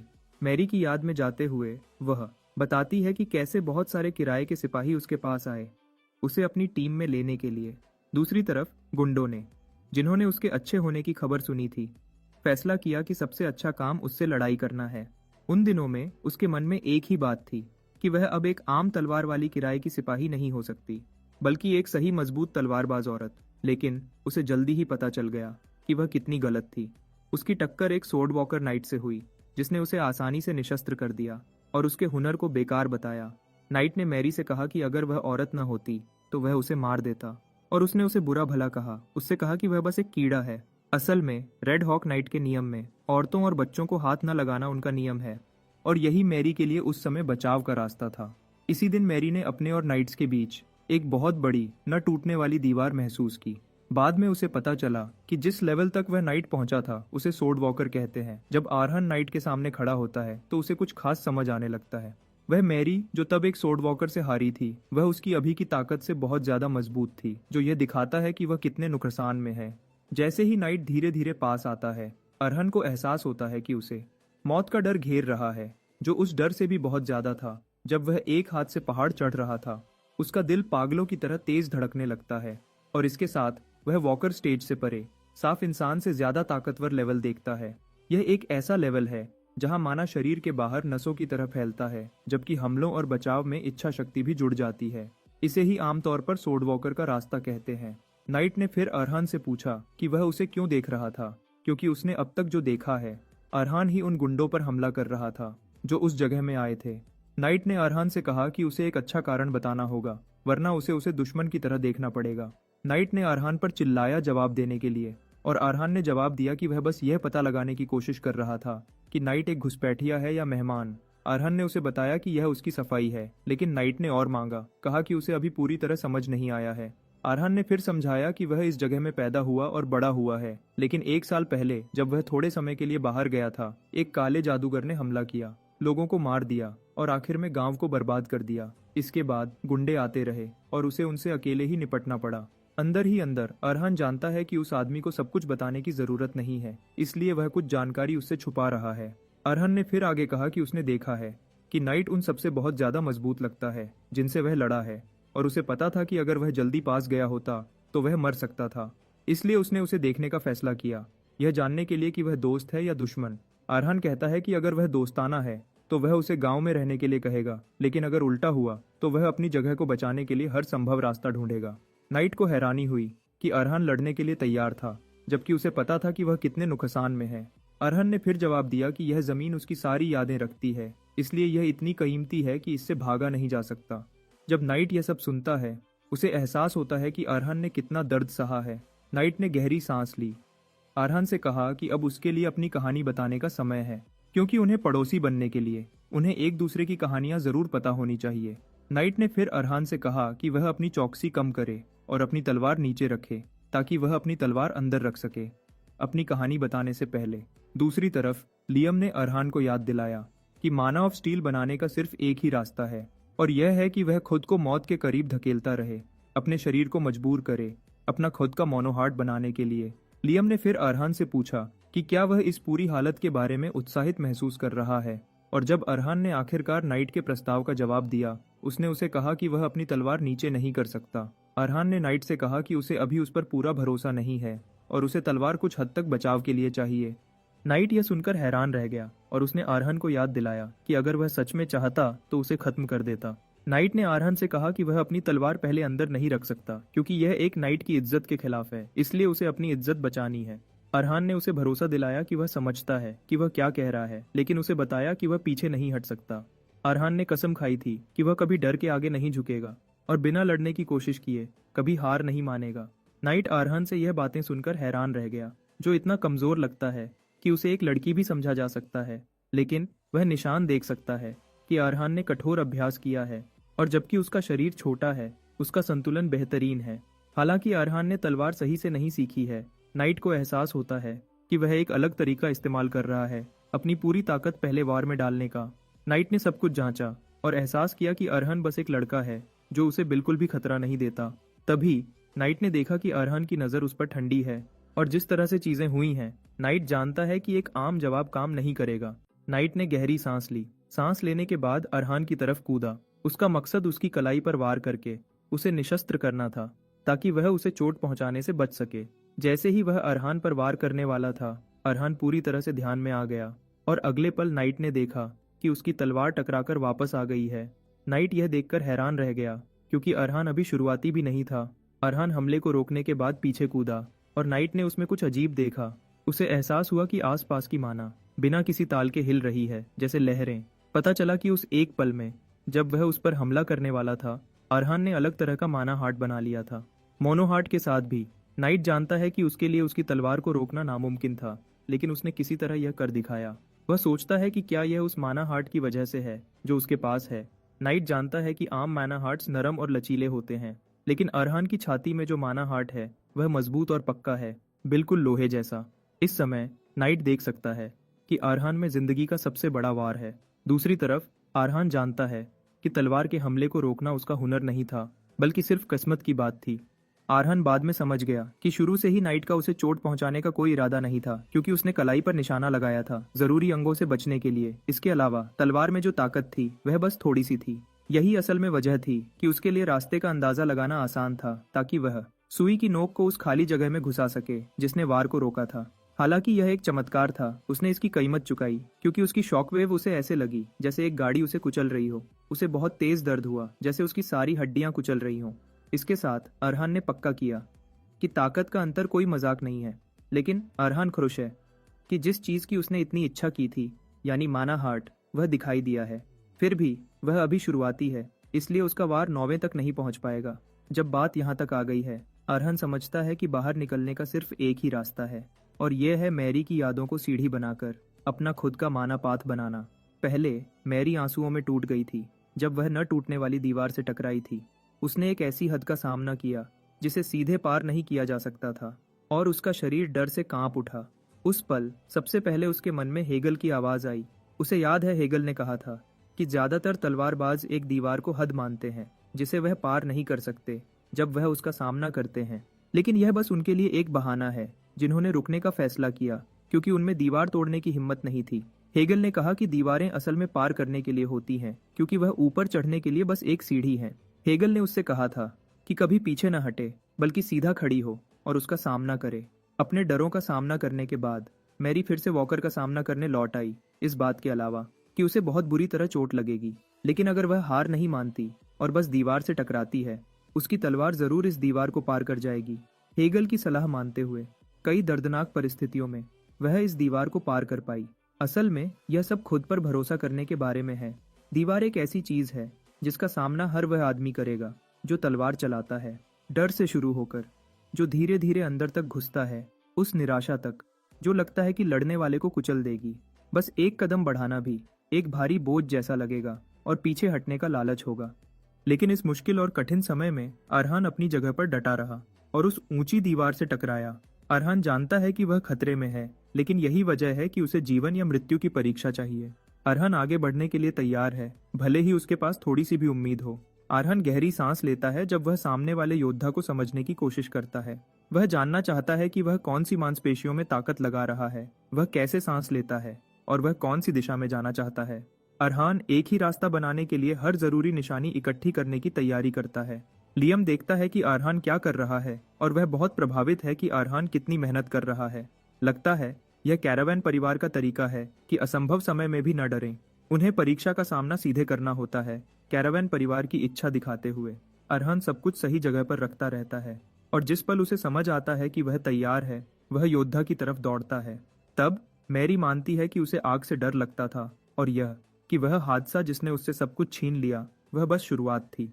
कई दिन ऐसे भी थे जब वह आईने का सामना भी नहीं कर पाती थी और कई दिन ऐसे थे जब सांस लेना भी मुश्किल लगता था।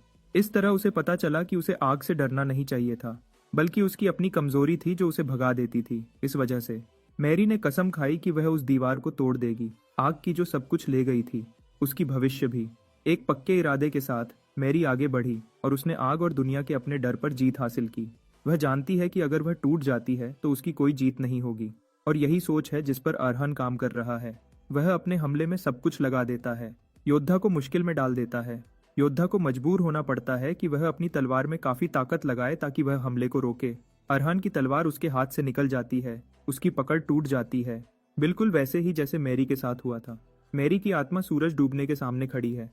जब वह हेगल के शब्दों को सोचते हुए ताजी हवा में सांस लेती है, मैरी आसमान में देखती है, हेगल को बताते हुए कि दुनिया ऐसे राक्षसों से भरी थी जो उससे ज्यादा ताकतवर थे और बहुत सी ऊंची दीवारें थी जिन्हें सिर्फ इसलिए पार नहीं किया जा सकता था कि किसी में ऐसा करने की इच्छा हो। हालांकि वह गर्व से कह सकती थी कि अपनी जिंदगी के आखिरी पल तक वह किसी भी दीवार से पीछे नहीं हटी जिसने उसका रास्ता रोका। एक गंभीर और भावुक घोषणा के साथ वह उम्मीद करती है कि मरने के बाद भी जीवन है ताकि वह हेगल को अपनी कहानी सुना सके।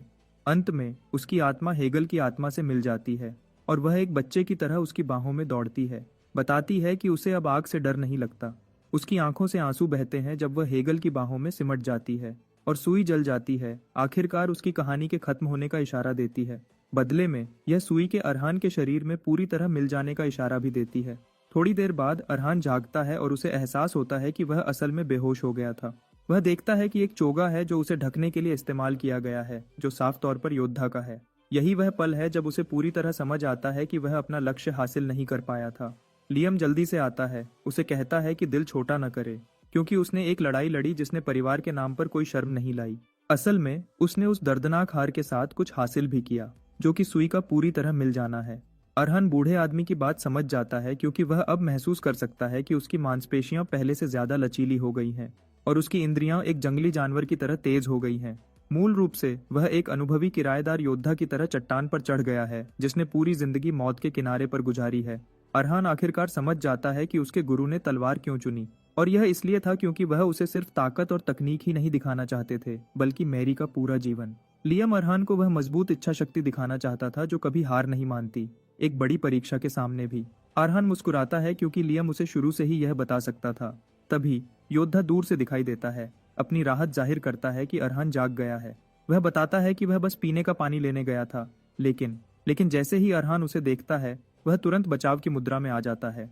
वह अपनी तलवार पकड़ता है और हमला करने की मुद्रा में आ जाता है, लेकिन योद्धा समझ जाता है कि अरहान इतना बचाव में क्यों है। योद्धा उसे बताता है कि उन्हें उनके बीच की गलतफहमी को दूर करना होगा, और लियम भी अरहान को बताता है कि उसे इतना सावधान रहने की जरूरत नहीं है क्योंकि योद्धा का उसे मारने का कोई इरादा नहीं है।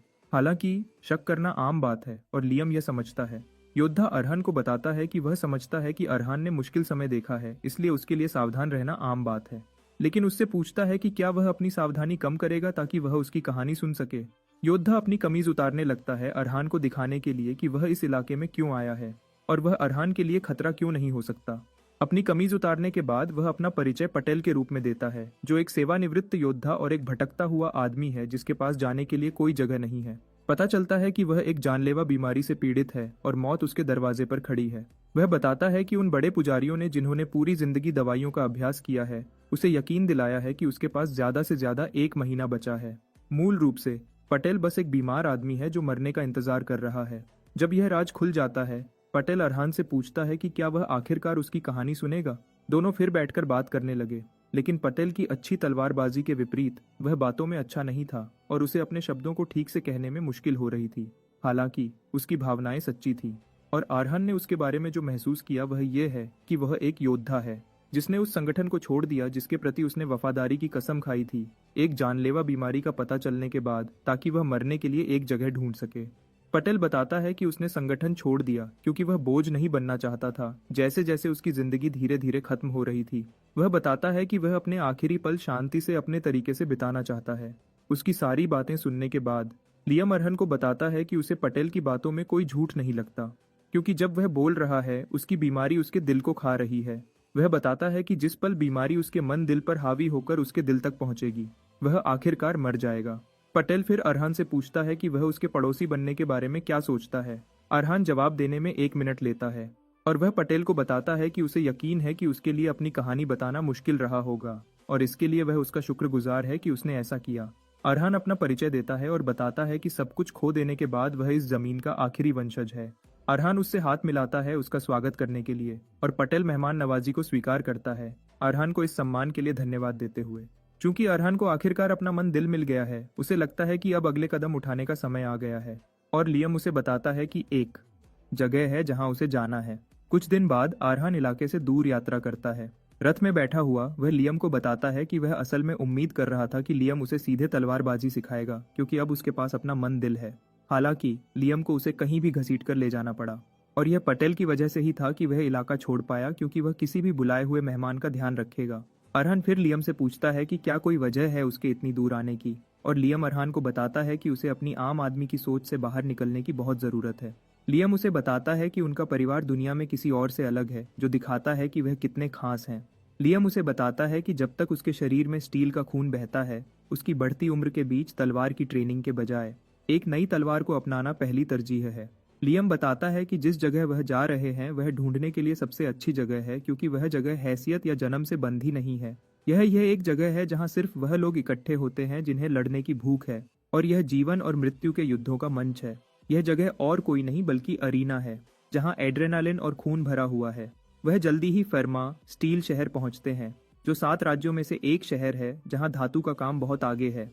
और यह कोई अतिशयोक्ति नहीं है कि आयरन किंगडम के लगभग हर हथियार वहीं बनते हैं। यह मूल रूप से तलवारों की पवित्र भूमि है, लेकिन उससे पहले असल वजह फर्मा के इतना महान बनने की कुछ और थी, और वह अरीना की वजह से था। अरीना पहुंचने पर लियम को पुरानी यादें घेर लेती हैं, क्योंकि उसे याद आता है कि वहां होना कितना उत्तेजक था।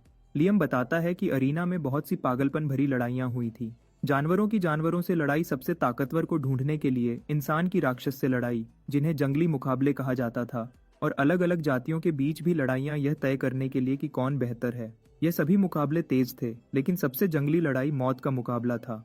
वहां अलग अलग शैलियों और हुनर वाले योद्धा मिट्टी में लोटपोट होकर जानवरों की तरह लड़ते हैं, और जीतने वाला हारने वाले की जान ले लेता है और उसकी हर चीज इनाम के रूप में ले लेता है। यह भीड़ की तरफ से पूरी तरह से पागलपन भरा खून खराबा है, जो खून की बू से नशे में है, खुशी से सोने के सिक्के फेंककर शर्त लगाती है और पागलपन से चिल्लाती है। ये मूल रूप से वह पागल शहर है जो बहाए गए खून के ढेरों पर बना है। यह सब सुनने के बाद अरहान मानता है कि मजबूत होने के लिए इससे अच्छी जगह कोई नहीं है, और वह देख सकता है कि लियम इस सब को लेकर कितना उत्तेजित है। अरहान को लगता है कि उसे लड़ाई का अनुभव मिलेगा और वह जिन्हें लड़ाई में हराएगा उनकी तलवारें खाकर मजबूत बनेगा। हालांकि लियम उसे बताता है कि वह सब कुछ गलत समझ रहा है, क्योंकि अगर यह इतना आसान होता तो उसने अरहान को तभी कबाड़ के ढेर में हर हथियार खिला दिया होता। लियम उसे बताता है कि वह ऐसे ही तलवारें खाना शुरू नहीं कर सकता, क्योंकि अगर वह ऐसा करता है तो इन तलवारों की मिलीजुली यादें उसे ही खा जाएंगी और वह आखिरकार अपनी पहचान खो देगा। लियम उसे बताता है कि उसे तलवार को नियंत्रित करना होगा और तलवार को खुद को नियंत्रित नहीं करने देना होगा। लियम उसे बताता है कि उसे सिर्फ वही तलवारें खाने की इजाजत है जो वह उसके लिए चुनेगा, जब तक वह अपनी आंखें नहीं खोल लेता।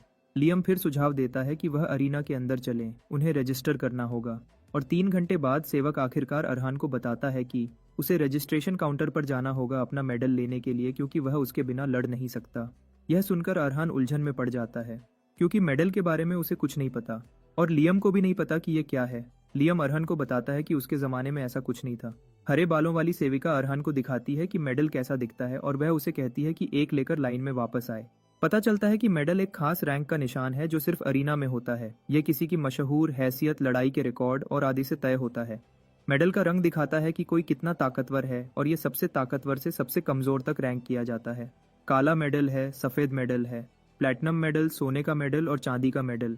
चूंकि वह बस एक नया खिलाड़ी है, जो उसे मिल सकता है वह पीतल के रंग का है, जो बिल्कुल बेकार है। अरहान यकीन नहीं कर सकता कि चीजें बदल गई हैं उसके गुरु ने जो कहा था उसके मुकाबले में। घंटों पहले लियम शेखी मार रहा था कि एक नया खिलाड़ी अरीना में 100 लोगों से लड़ने के लिए कैसे घुस सकता है। मूल रूप से कोई भेदभाव नहीं था, क्योंकि जैसे ही कोई अरीना पहुंचता था उसे तुरंत मंच पर फेंक दिया जाता था। हालांकि अब वेट क्लासेस हैं जो लियम के लिए बिल्कुल बेकार है क्योंकि यह सब पैसे पर बना है। अरहन कहता है कि भले ही राज्य अपनी ताकत पर गर्व करता हो और वह सालों तक जानलेवा लड़ाइयां करते रहे, कोई योद्धा नहीं बचेगा और शर्त लगाने वाले लोग बोर हो जाएंगे जब ताकतवर और कमजोर जीत बदलते रहेंगे। मूल रूप से ताकतवर लड़ाइयां ताकतवर लोगों के बीच होनी चाहिए और कमजोर लोग कमजोर के खिलाफ, जो बहुत ज्यादा मजेदार है। अरहान लियम को बताता है कि जमाना बदल गया है और इस वजह से अरीना एक मशहूर जगह बन गया जिसे देखने के लिए लोग दूर दूर से आते हैं। मूल रूप से यही वजह है कि फेरमा इतना बड़ा हो गया और यह कम या ज्यादा एक समझदारी भरा बदलाव है। अरहान बताता है कि इस युग में हारने वाले को मरना जरूरी नहीं है, लेकिन हारने वाले को फिर भी बुरी तरह चोट लगती है। हालांकि लियम इन बेकार बदलावों के लिए तैयार नहीं है और वह अरहान को बस यह जानकारी अपने तक रखने को कहता है, क्योंकि जितना वह सुनता है उतना ही गुस्सा होता है। हालांकि उसे लगता है कि यह अरहान के लिए किस्मत की बात हो सकती है। वह उसे बताता है कि उसके लिए एक अच्छा अनुभव होगा कि वह अपने बराबर के किसी से लड़े, क्योंकि यह उसे हमेशा कुछ नया सिखाएगा। हालांकि तब तक लियम सुझाव देता है कि वह हथियार की दुकानों में देखे, क्योंकि वहां की गुणवत्ता कैरावैन के पास की छोटी दुकानों से बहुत बेहतर होगी, क्योंकि अरहान की तलवार बहुत जल्दी टूट जाती है। लियम सोचता है कि कुछ और तलवारें बैकअप के लिए लेना बुरा ख्याल नहीं है। अचानक वे एक ट्रॉफी वॉल के पास से गुजरते हैं जो मेटल्स की जगह हथियार रखती है। अरहान और लियम यह देखकर पूरी तरह हैरान रह जाते हैं। अरहान उसकी तारीफ करने में लगा हुआ है जब एक आदमी टॉम वहां आता है। टॉम साफ देख सकता था कि अरहान पहली बार हॉल ऑफ ऑनर देख रहा था और उस आदमी ने खुद को केयरटेकर बताया। टॉम अरहान को बताता है कि वह उसे हॉल ऑफ ऑनर समझाने को तैयार है और अरहान उस आदमी के सामने अपना सिर झुकाता है, कहता है कि उसे यह बहुत पसंद आएगा। टॉम बताता है कि दीवार पर लगे हथियार उन योद्धाओं के थे जिन्होंने बहुत पहले अरीना में कमाल के काम किए थे। सब हथियार पुराने और टूटे हुए हैं और क्योंकि उन्हें फिर से इस्तेमाल नहीं किया जा सकता, उन्हें सम्मान की दीवार पर रखा गया है ताकि उनके चलाने वालों की लड़ने की भावना याद रहे। अरहान यह सुनकर पूरी तरह से हैरान हो जाता है और टॉम उसे बताता है कि वह उससे कोई भी सवाल पूछ सकता है जो उसके दिमाग में चल रहा है। टॉम खुशी से बताता है कि यह उस जगह के केयरटेकर के रूप में उसका गर्व है। लियम तुरंत अरहान को मदद मांगने को कहता है। टॉम से पूछो क्या दीवार पर लगी तलवारें लेने का कोई तरीका है, क्योंकि उसे अपनी अगली तलवार मिल गई है जिसे उसे खाना है। टॉम उसे बताता है कि हाँ, ऐसा तरीका है और ये उन योद्धाओं के लिए है जो खुद को साबित करते हैं। ये योद्धा एक हथियार लेने का हक जीतते हैं जो उनके मेटल से मिलता है, तो हर बार जब उनका मेटल रैंक एक लेवल ऊपर जाता है उन्हें एक और हथियार मिलता है। टॉम उसे बताता है कि जिस हथियार को वह इतनी ध्यान से देख रहा है वह उसका हो सकता है जब वह सिल्वर रैंक पर पहुंच जाए। इसके बाद अरहान अरीना की तरफ जाता है और जब वे अरीना के एंट्रेंस के कॉरिडोर से गुजरते हैं, लियम अरहान को बताता है कि वह हॉल असल में एक खजाने का कमरा है। लियम कहता है दूसरों को यह पुराना बेकार कबाड़ लग सकता है, लेकिन अरहान के लिए यह तलवारें असली सोना है।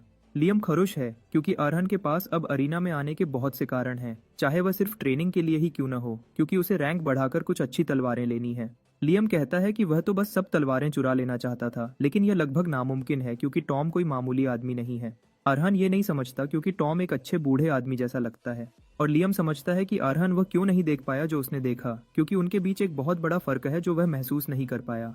लियम बताता है कि टॉम अपनी माना को आर्मर में बदल सकता है और पूरी सुरक्षा बना सकता है, भले ही वह आधा बना हो। असल में वह अच्छा दिखने वाला टॉम एक सोर्ड एक्सपर्ट है। अरहान यह सुनकर हैरान हो जाता है क्योंकि sword expert rank sword master rank से ठीक पहले आता है।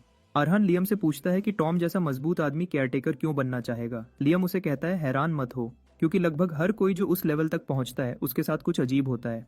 लियम कहता है कि वे बाद में हॉल लूटेंगे और अरहान सोचता है कि वह अब भी वॉल ऑफ ऑनर लूटने का इरादा रखता है, भले ही वह खतरा जानता हो। असल में अरहान को नहीं पता कि उसने इसके लिए कब हाँ की थी। लियम फिर कहता है कि अरीना में बहुत कुछ बदल गया होगा, लेकिन कुछ चीजें कभी नहीं बदलती, जैसे अपना चेहरा छुपाना ताकि वे अपना रैंक, शोहरत और नाम बाहर छोड़कर एक आम योद्धा की तरह चैलेंज कर सकें। यह अरीना की पुरानी परंपराएं हैं।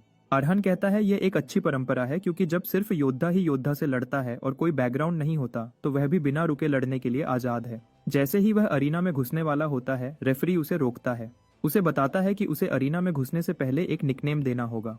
अरहान यह सुनकर उलझन में पड़ जाता है और लियम बताता है कि अरीना में कोई भी अपना असली नाम इस्तेमाल नहीं करता, क्योंकि बाहर के टाइटल्स और स्टेटस तब बीच में आएंगे जब कोई योद्धा के रूप में खड़ा हो। आदमी अरहान से कहता है कि वह उसे सबसे गर्व वाला नाम बताए जो वह अपनी योद्धा जिंदगी में रखेगा, और अरहान 1 मिनट के लिए सोचता है उस नाम को चुनने से पहले जो वह चाहता है, जो कि लियम है। आदमी यह सुनकर हैरान हो जाता है क्योंकि उसने यह नाम पहले कभी नहीं सुना था, और वह अरहान से पूछता है कि क्या यह किसी रात की कहानी का कोई मेन कैरेक्टर है। फिर भी वह बस यह उम्मीद कर सकता है कि उसकी पहली लड़ाई में जीत उसके साथ हो, क्योंकि ब्रॉन्ज अरीना में सबसे कमजोर है। ब्रॉन्ज योद्धाओं के बीच की लड़ाइयाँ सिर्फ छोटे जुआरियों को पसंद आती हैं। कोई भी ब्रॉन्ज योद्धाओं की परवाह नहीं करता क्योंकि वे सस्ते मनोरंजन से ज्यादा कुछ नहीं है। इसलिए भीड़ योद्धाओं के लिए ताली नहीं बजाती, बल्कि उन पर गंदी गालियां और अपमान फेंकती है। अरहान ने मुश्किल से अरीना में कदम रखा था जब वहां मौजूद लोग उस पर बुरी बातें करने लगे। वे उसे पतला लूजर कहते हैं जो अब अपना सिर खोने वाला है। लियम हैरान नहीं है कि वे गालियां दे रहे हैं, क्योंकि आयरन किंगडम में कमजोरों के लिए कोई इज्जत नहीं है, क्योंकि मजबूत सब पर राज करते हैं। लियम अरहान से पूछता है कि क्या उस पर गालियों का असर हो रहा है, लेकिन वह कहता है नहीं। लियम यह सुनकर राहत महसूस करता है और वह अरहान को याद दिलाता है कि उसने अपना नाम रणभूमि में रखा है, जिसका मतलब है कि वह कैरावैन का पूरा इतिहास और सब कुछ उठा रहा है। अरहान लियम को यकीन दिलाता है कि उसे यह पता है, इसलिए उसे हर हाल में जीतना होगा। अरहान अपने विरोधी के पास जाता है जो एक बहुत बड़ा डरावना आदमी है जिसके पास एक बड़ा हथियार है। रेफरी दर्शकों का दो नए खिलाड़ियों के बीच के मैच में स्वागत करता है जो उन्हें यह दिखाने आए हैं कि कमजोर होना क्या होता है। रेफरी अरहान को भीड़ से लियम के रूप में मिलवाता है, यह बताते हुए कि वह पूरा नया है। दूसरी तरफ उसका विरोधी तमीर एक योद्धा है जिसने अपने पहले मैच से ही सभी योद्धाओं को मारा है जिनका उसने सामना किया है। रेफरी आगे कहता है कि यह लड़ाई देवी लेप्रे को समर्पित है। रेफरी ने अभी अपनी इंट्रोडक्शंस खत्म भी नहीं की थी जब तमीर हमारे उसे बताने लगा कि उसका निकनेम बेकार है, जो भूलने वाला और कमजोर लगता है। तमीर घमंड करता है कि उसे अरहान पर अपना हथियार इस्तेमाल नहीं करना पड़ेगा क्योंकि यह सिर्फ समय की बर्बादी होगी। तमीर फिर अरहान को एक ऑफर देता है। उसे कहता है कि वह अपना बेकार मास्क उतार दे जो उसने पहना है और अपनी तलवार भी गिरा दे ताकि वह ताली बजाने पर नाच सके। तमीर अरहान को कहता है कि एक बार जब वह ऐसा करेगा तो वह शायद उसकी पतली गर्दन को उसके शरीर से लगा रहने देगा। अरहान चुप रहता है जब तमीर बोलता रहता है। जब वह आखिरकार बोलता है तो वह अरहान को बताता है कि उसने सुना है कि एक अनकही नियम है कि योद्धा एक दूसरे को नहीं मारते। तमीर यह सुनकर जोर से हंसता है, कहता है अरहान ने अरीना को चैलेंज करने का फैसला इसलिए किया होगा क्योंकि उसने सोचा होगा कि वह मरेगा नहीं। तमीर अरहान पर चिल्लाता है, उसे कहता है कि किसी को भी किसी बेकार अनकही नियम की परवाह नहीं है, क्योंकि जहां वह जर्नियस माउंटेन्स में बड़ा हुआ वहां हमेशा हारा हुआ आदमी मर जाता है। असल में इसलिए उसने पिछले 3 लोगों को मारा है जिनसे वह लड़ा था, उनकी गर्दन अपने हाथों से तोड़कर। तमीर कहता है अरहान ने शायद पूछा होगा कि वह इतना आगे क्यों जा रहा है, और तमीर पागलपन से बताता है कि यह सबसे अच्छा मजा है। लेकिन तमीर अरहान को कहता है कि वह बहुत कमजोर लगता है और अगर वह उसकी गर्दन तोड़ भी दे तो उसे कुछ भी रोमांचक महसूस नहीं होगा। इसलिए वह चाहता है कि अरहान कम से कम अपना शरीर हिलाए ताकि उसे और भीड़ को कुछ मनोरंजन मिले। रेफरी उन दोनों के बीच हुई इतनी ट्रैश टॉक से हैरान है और वह कहता है कि मैच देखने में सच में मजा आ सकता है। जब सब कुछ तैयार हो जाता है, रेफरी मैच शुरू करता है। तमीर अपनी जगह पर बेपरवाही से खड़ा है, अरहान का पहले हमला करने का इंतजार कर रहा है। तभी अरहान उसे बताता है कि उसके पास उसके लिए एक ऑफर है। अरहान तमीर पर सुई तानकर कहता है कि वह अपने परिवार पर फेंकी गई गालियां वापस ले। वह तमीर को कहता है कि अगर वह ऐसा करता है तो वह उसे आसानी से मरने देगा। तमीर इसे अपनी जिंदगी का सबसे बड़ा मजाक समझता है और वह जोर से हंसता है। भीड़ भी अरहान का मजाक उड़ाती है, कहती है वह डरावना बनने की कोशिश कर रहा है और उससे पूछती है कि क्या उसने ये लाइन किसी सस्ते नॉवेल से पढ़ी है। भीड़ तमीर के साथ उसका निकनेम का मजाक उड़ाती है क्योंकि कोई भी समझदार आदमी लियम को अपना निकनेम नहीं चुनेगा। तमीर अरहान को चिढ़ाता है, उसे कहता है कि उसने उसका मूड बना दिया है और वह अब खुद को रोक नहीं सकता। तमीर उत्तेजना के कारण लार टपकाने लगता है जो वह पहले ही अपने दिमाग में सोच रहा है, लेकिन अचानक अरहान उसके नीचे आता है, सुई उसके हाथ में घुसा देता है, कुछ उंगलियां निकालते हुए और उसे उस ऑफर की याद दिलाते हुए जो उसने उसे दिया था। तमीर हैरानी से देखता है जब अरहान उसे माफी मांगने को कहता है अगर वह जल्दी और बिना दर्द के मरना चाहता है। अरहान पीछे की तरफ उछलता है ताकि उनके बीच कुछ दूरी बन जाए। अपना रुख पक्का करने के बाद तामिर गुस्से में अपना बड़ा हथियार जमीन पर पटकता है, अरहान को और पीछे कूदने पर मजबूर करता है ताकि हमले में न फंसे। उसके हाथ से खून टपक रहा है उसके खो जाने के कारण। तमीर दर्द और गुस्से में चिल्लाता है, उसकी आवाज इतनी तेज है कि उसने अरीना में सबका ध्यान खींच लिया। तमीर समझने की कोशिश करता है कि अभी क्या हुआ, क्योंकि कुछ देर पहले अरहान पागलों की तरह कांप रहा था, एक लंगड़े कमजोर बच्चे जैसा लग रहा था। इससे वह सोचने लगता है कि अरहान उस तक इतनी जल्दी कैसे पहुंच पाया। अचानक तमीर को समझ आता है कि अरहान कमजोर होने का नाटक कर रहा होगा ताकि वह अपनी सुरक्षा कम कर सके। अरहान जानता है कि वह क्या सोच रहा है और वह पूछता है कि क्या वह उसे इसके लिए कायर कहेगा, उसे याद दिलाते हुए कि उसने ही कहा था कि अरीना बच्चों के खेलने की जगह नहीं है। तमीर दर्द और गुस्से में कराहता है जब वह अरहान को गंदा आदमी कहता है। वह गुस्से में अरहान की तरफ उछलता है, उसे टुकड़े टुकड़े करने की धमकी देता है। तमीर पागलपन से अपनी तलवार अरहान पर चलाता है, लेकिन वह अपने लचीले शरीर से हमलों को आसानी से बचा लेता है। तमीर चिंतित होने लगता है क्योंकि अरहान उस पर फेंकी गई हर चीज को एक कागज की चौड़ाई से आसानी से बचा रहा है। डर उसके शरीर में घुसने लगता है जब वह सोचता है कि वह किस तरह के आदमी से टकराया है। ऐसा लगता है जैसे एक बड़ा सांप उसे एक बंद जगह में दबोच रहा है। इससे पहले कि तमीर कुछ समझ पाता, अरहान उसके निचले हिस्से पर हमला करता है और अपनी तलवार उसकी टांग में घुसा देता है। तमीर तुरंत उसकी गंभीरता महसूस नहीं करता और वह अरहान पर बहुत जोर से हमला करता है, लेकिन अरहान पहले की तरह हमले से बच जाता है। अरहान एक आदमी की तरह पीछे उछलता है, ठंडी नजर रखते हुए। तभी तमीर को सब कुछ एक साथ महसूस होने लगता है। उसकी तलवार उसके हाथ से गिर जाती है और वह दर्द से जमीन पर गिर जाता है क्योंकि उसकी टांग पर उसका कंट्रोल चला जाता है। जब वह आदमी दर्द से तड़प रहा होता है, अरहान उसके पास जाता है, उसे कहता है कि वह अपना बेकार हेलमेट उतार दे और उसकी ताली पर नाचे जैसा उसने उसे बताया था। अरहान पूरी तरह डरावना लगता है जब वह तमीर के बिल्कुल वही शब्द उसे दोहराता है। यह समझकर कि वह अपनी जान खोने वाला है, तमीर के पास अरहान का ऑफर मानने के अलावा कोई और रास्ता नहीं है। लेकिन वह चालाकी करने की कोशिश करता है क्योंकि अरहान उसके करीब आ गया है। वह अपनी तलवार को अपने बाएं हाथ से पकड़ने की कोशिश करता है, लेकिन अरहान सुई उसके बाएं हाथ में घुसा देता है, हाथ को पूरी तरह से कुचल देता है, सिर्फ कराहने और दर्द में। और अरहान उसे कहता है कि वह अपने अगले फैसले के बारे में अच्छे से सोचे क्योंकि यह उसका आखिरी हो सकता है। तुरंत तमीर समझ जाता है कि अगर वह सावधान नहीं रहा तो अरहान उसे सच में मार देगा। वह हार मान लेता है और अरहान से माफी मांगने लगता है। उसे कहता है कि उसे उसका नाम अपमानित करने के लिए अफसोस है। तमीर अरहान से भीख मांगता है, उसे जीने देने को कहता है और इसके साथ ही तमीर हार मान लेता है। शुरू में बोरिंग लगने वाला अरीना तुरंत जोश में आ जाता है जब सब लोग उस मनोरंजक मैच का जश्न मनाने लगते हैं जो उन्होंने अभी देखा था। अरीना में सब लोग एक बात पर सहमत हैं और यह है कि अरहान काफी मजबूत है क्योंकि वह सबसे अच्छा ब्रॉन्ज योद्धा है जो उन्होंने हाल ही में देखा है। जिन्होंने अरहान पर शर्त लगाई थी वे सबसे ज्यादा खुश हैं क्योंकि अब उनके पास बहुत पैसा है। वे अरहान की तारीफ करने लगते हैं जब वे उसके नाम में एक प्रीफिक्स जोड़ते हैं, उसे लिटिल ग्लैडिएटर लियम कहते हैं। पूरा अरीना जोश में आ जाता है जब लोग हमारे अरहान का स्वागत करते हैं। पता चलता है कि टॉम ने भी मैच देखा था और वह कॉलुश है कि अरहान के मामूली आदमी न होने के बारे में उसके शक सही थे। टॉम मुस्कुराता है क्योंकि ऐसा लगता है जैसे उसने अभी एक सच्चे उम्मीदवार योद्धा से दोस्ती की है जो अपनी पहली लड़ाई में एक तेज गर्जना कर सकता था। उसी समय टॉम चिंतित है क्योंकि अरीना में बहुत ज्यादा ध्यान कभी कभी जहरीला हो सकता है। पता चलता है कि कुछ असरदार लोग हैं जिन्होंने अरहान का मैच देखा था और वे पहले ही अपनी चाल चल रहे हैं। कुछ दिन बाद हरी बालों वाली अटेंडेंट आती है, अरहान को कुछ हैरान करने वाली बात बताती है। वह उसे बताती है कि अरीना उसे पसंद करता है और इसलिए वे उसे कुछ बहुत ही अनोखा ऑफर करने को तैयार हैं, जो कि सिल्वर प्रमोशन चैलेंज है। वह लेडी फिर लियम से पूछती है कि क्या वह इस चैलेंज के लिए तैयार है। पता चलता है कि तमीर के साथ उसकी पहली लड़ाई के 2 दिन बाद उस दौरान 3 मैचेस हुए थे समय में और अरहान ने सब कुछ जीत लिया था, एक पूरी तरह शांत और असरदार तरीके से। अरहान समझ जाता है कि यह ऑफर इसलिए है क्योंकि उन्हें पसंद आया कि उसने उन मैचेस में कैसे लड़ा, लेकिन उसे नहीं लगता कि वह उसे यह ऑफर सिर्फ अच्छाई के लिए दे रहे हैं और उसे यकीन है कि इसके पीछे कुछ और है। अटेंडेंट उसे बताता है कि नियम आसान है और उसे बस एक खिलाड़ी से लड़ना है जिसे वह चुनेंगे। इस सबसे अच्छी बात यह है कि उसे ज्यादा कोशिश नहीं करनी है क्योंकि उसे अरीना में सिर्फ 3 मिनट तक टिकने की उम्मीद है। लगता है अगर वह लड़ाई शुरू होने के बाद 3 मिनट तक टिक जाता है तो वह अपने आप जीत जाता है। अटेंडेंट उसे बताता है कि यह एक बहुत ही खास ऑफर है जो अक्सर नहीं आता। इसके अलावा ये सबको पता है कि एक बार जब वह सिल्वर रैंक का हो जाएगा तो वह पहले से ज्यादा ताकतवर दुश्मनों से लड़ पाएगा। इसके अलावा उसे सिर्फ 3 मिनट की लड़ाई में जिंदा रहने के लिए बहुत ज्यादा पैसे मिलेंगे। अटेंडेंट बहुत चालाक लगता है जब वह अरहान से पूछता है कि वह इस ऑफर का क्या करेगा और उसे याद दिलाता है कि यह हर दिन आने वाला ऑफर नहीं है। लियम फिर अरहान को बताता है कि अरीना में एक पुरानी परंपरा है जिसे रुकी क्रशिंग कहते हैं, जो उस जैसे समझदार अच्छे रुकीज को कुचलने के लिए है। यह एक खास अरीना इवेंट है जो सिर्फ परेशान करने वाले दर्शकों के बिगड़े हुए मजे के लिए बनाया गया है, जो अपनी तारीफ की तलवारों को टूटते और अपने शरीरों को बर्बाद होते देखकर खुश होते हैं। वह असल में प्रमोशन को एक जाल की तरह इस्तेमाल करते हैं अपने शिकार को फंसाने के लिए, फिर उन्हें किसी ऐसे के सामने फेंक देते हैं जो उनके लिए बहुत ज्यादा ताकतवर होता है, सिर्फ उन्हें सबके सामने जलील करने के लिए। लियम अरहान को बताता है कि अगर वह खुद को शर्मिंदा नहीं करना चाहता तो बेहतर होगा कि वह ऑफर ठुकरा दे क्योंकि एक नॉर्मल प्रमोशन का मौका भविष्य में फिर भी आएगा।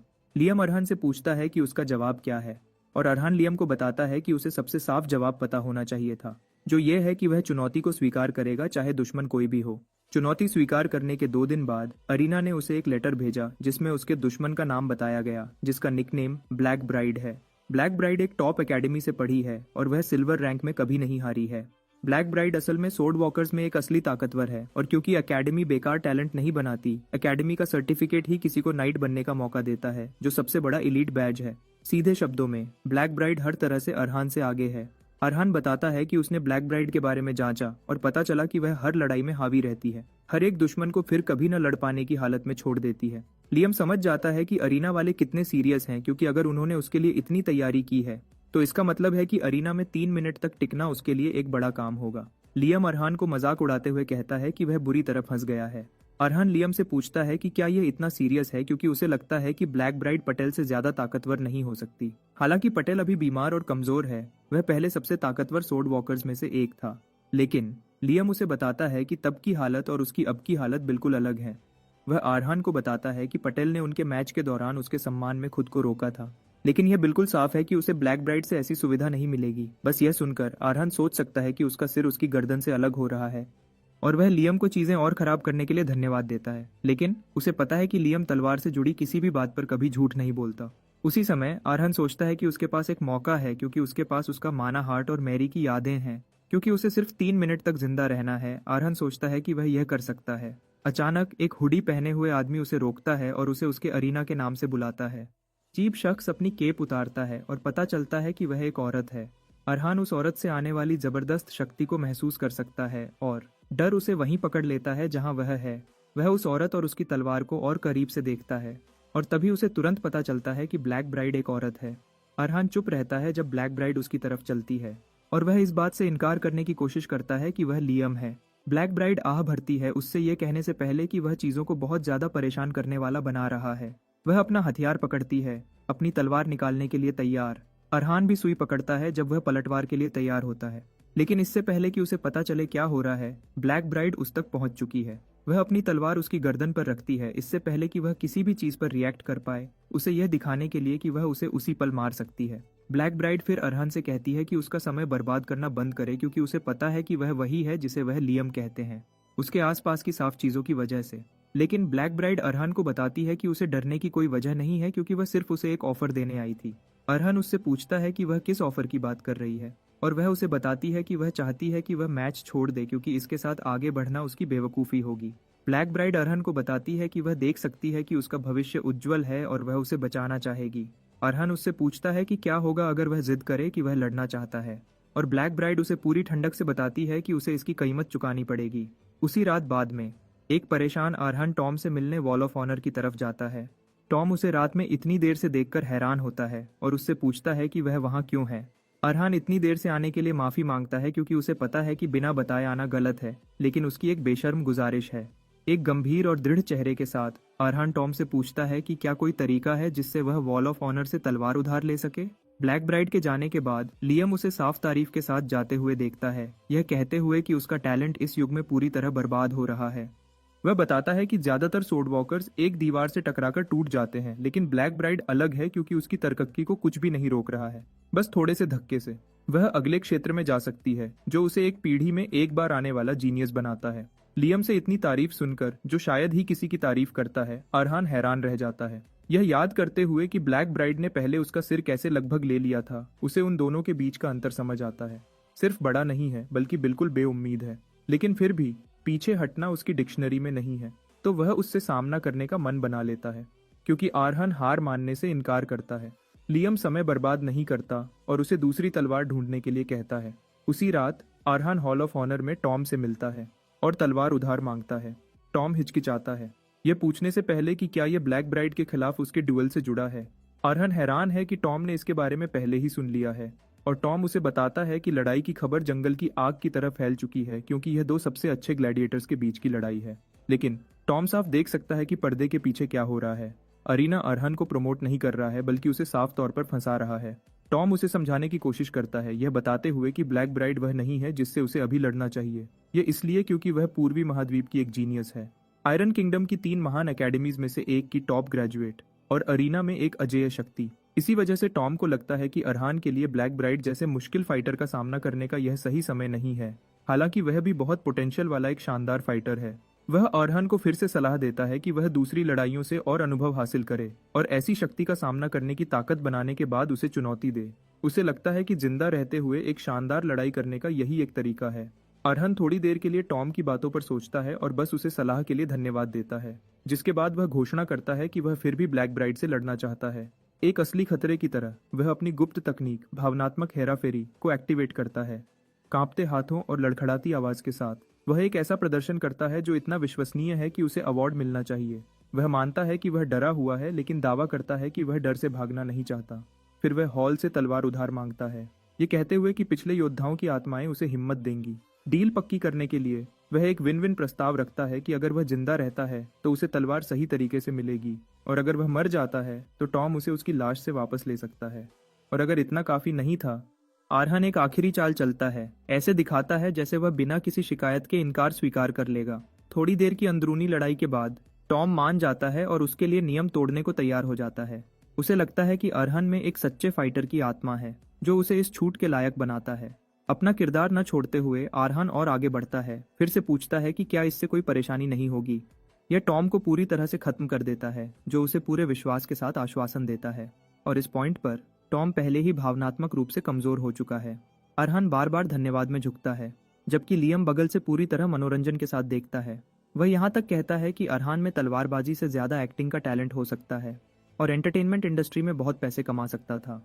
सब कुछ तैयार होने के बाद अरहान उत्सुकता से अपनी दूसरी तलवार को निगलने और उसकी शक्ति को अपने अंदर मिलाने का इंतजार करता है। अगला दिन अरीना उत्साह से भर जाता है जब लंबे समय से इंतजार किया जा रहा ड्यूएल शुरू होता है। भीड़ गरजती है, खून की प्यासी, जब ब्लैक ब्राइड अपनी खास डार्क ब्राइड पोशाक में युद्ध क्षेत्र में कदम रखती है। लेकिन पर्दे के पीछे चीजें कहीं ज्यादा बुरी हैं। अरीना ने उसे पहले ही अरहान को पूरी तरह कुचलने का निर्देश दिया था, और सिर्फ उसे हराना नहीं बल्कि ज्यादा से ज्यादा मनोरंजन के लिए उसका एक अंग लेना। पहले तो वह बिना हिचकिचाहट के इनकार कर देती है, लेकिन जिस पल वह इनाम बताते हैं वह पूर्वी महाद्वीप की एक लेजेंडरी ड्रैगन तलवार है। सब कुछ बदल जाता है। यह इसलिए क्योंकि वह तलवार उसके देश के तलवारबाजों के लिए बहुत गहरा मतलब रखती है, और यह कुछ ऐसा है जिसे वह लंबे समय से ढूंढ रही थी। ऐसे ऑफर का सामना करते हुए वह चुप हो जाती है और अटेंडेंट इसे स्वीकृति मान लेता है। उसे भीड़ के लायक एक शो करने के लिए कहता है। मानने के बावजूद ब्लैक ब्राइड पूरी तरह से बेदर्द नहीं है, और उसकी अंतरात्मा उसे आरहन से पहले मिलने और उसे बाहर निकलने का रास्ता देने के लिए मजबूर करती है। उसने उसे हार मानने और आने वाली चीज से बचने का मौका दिया, लेकिन वह निराश होती है जब वह फिर भी अरीना में आता है। जब आरहन युद्ध क्षेत्र में अपनी जगह लेता है, वह उसे आखिरी बार चेतावनी देना शुरू करती है कि आगे जो भी होगा उसकी जिम्मेदारी उसकी होगी। लेकिन जैसे ही वह अपनी तलवार निकालने की तैयारी करती है, एक अजीब सा एहसास उस पर छा जाता है। उसे हवा में खून की गहरी बदबू महसूस होती है, लेकिन उसे यकीन करना मुश्किल लगता है कि यह आरहन से आ रही है। जो उसे नहीं पता वह यह है कि यह एहसास उस दूसरी तलवार से आ रहा है जिसे आरहन ने अभी अभी कंज्यूम किया है। क्राउड सिटी का एक हथियार एक बार एक खून में लथपथ फाइटर द्वारा चलाया गया था, जिसने अपनी आजादी का रास्ता खुद बनाया था। क्राउड सिटी कभी एक खूबसूरत जगह थी जो एक गिरे हुए गणराज्य की थी, लेकिन अलग होने के बाद यह 6 आजाद शहरों में से एक बन गया। तब इसे एक स्वर्ग के रूप में जाना जाता था, एक ऐसी जगह जो सुंदरता और खुशहाली से भरी थी। लेकिन वह छवि अब बहुत पहले चली गई है, क्योंकि अब यह शहर एक उदास सपने में बदल गया है जहां आजादी और उम्मीद ऐसी सुविधाएं हैं जो आम लोग नहीं खरीद सकते। यह गिरावट उन अमीरों से शुरू हुई जिनका लालच कोई सीमा नहीं जानता था। उन्होंने पहले शहर का इलाका एक विदेशी महाशक्ति को बेच दिया जिसे गोल्डन एम्पायर के नाम से जाना जाता है, और उसके बाद भी वह अपने ही लोगों का शोषण करते रहे। आखिर में उन्होंने रेड बैंक से कर्ज लेने के लिए बुनियादी मानव अधिकार बेचना शुरू कर दिया, पूरे शहर को बड़े कर्ज में धकेल दिया। इस वजह से क्राउड सिटी के नागरिक सिर्फ गुलामों से ज्यादा कुछ नहीं रह गए, मानव अधिकार खत्म हो गए और लोगों को लगातार दुख सहना पड़ा। इस धीरे धीरे हो रही तबाही को देखने वालों में एक आदमी था जिसका नाम फैंग था, जो सिर्फ देख सकता था जब शहर और गहरे निराशा में डूबता गया। उसने पिताओं को सड़कों पर भीख मांगते हुए मार खाते देखा और माओं को अपने बच्चों को जिंदा रखने के लिए खुद को बेचते देखा।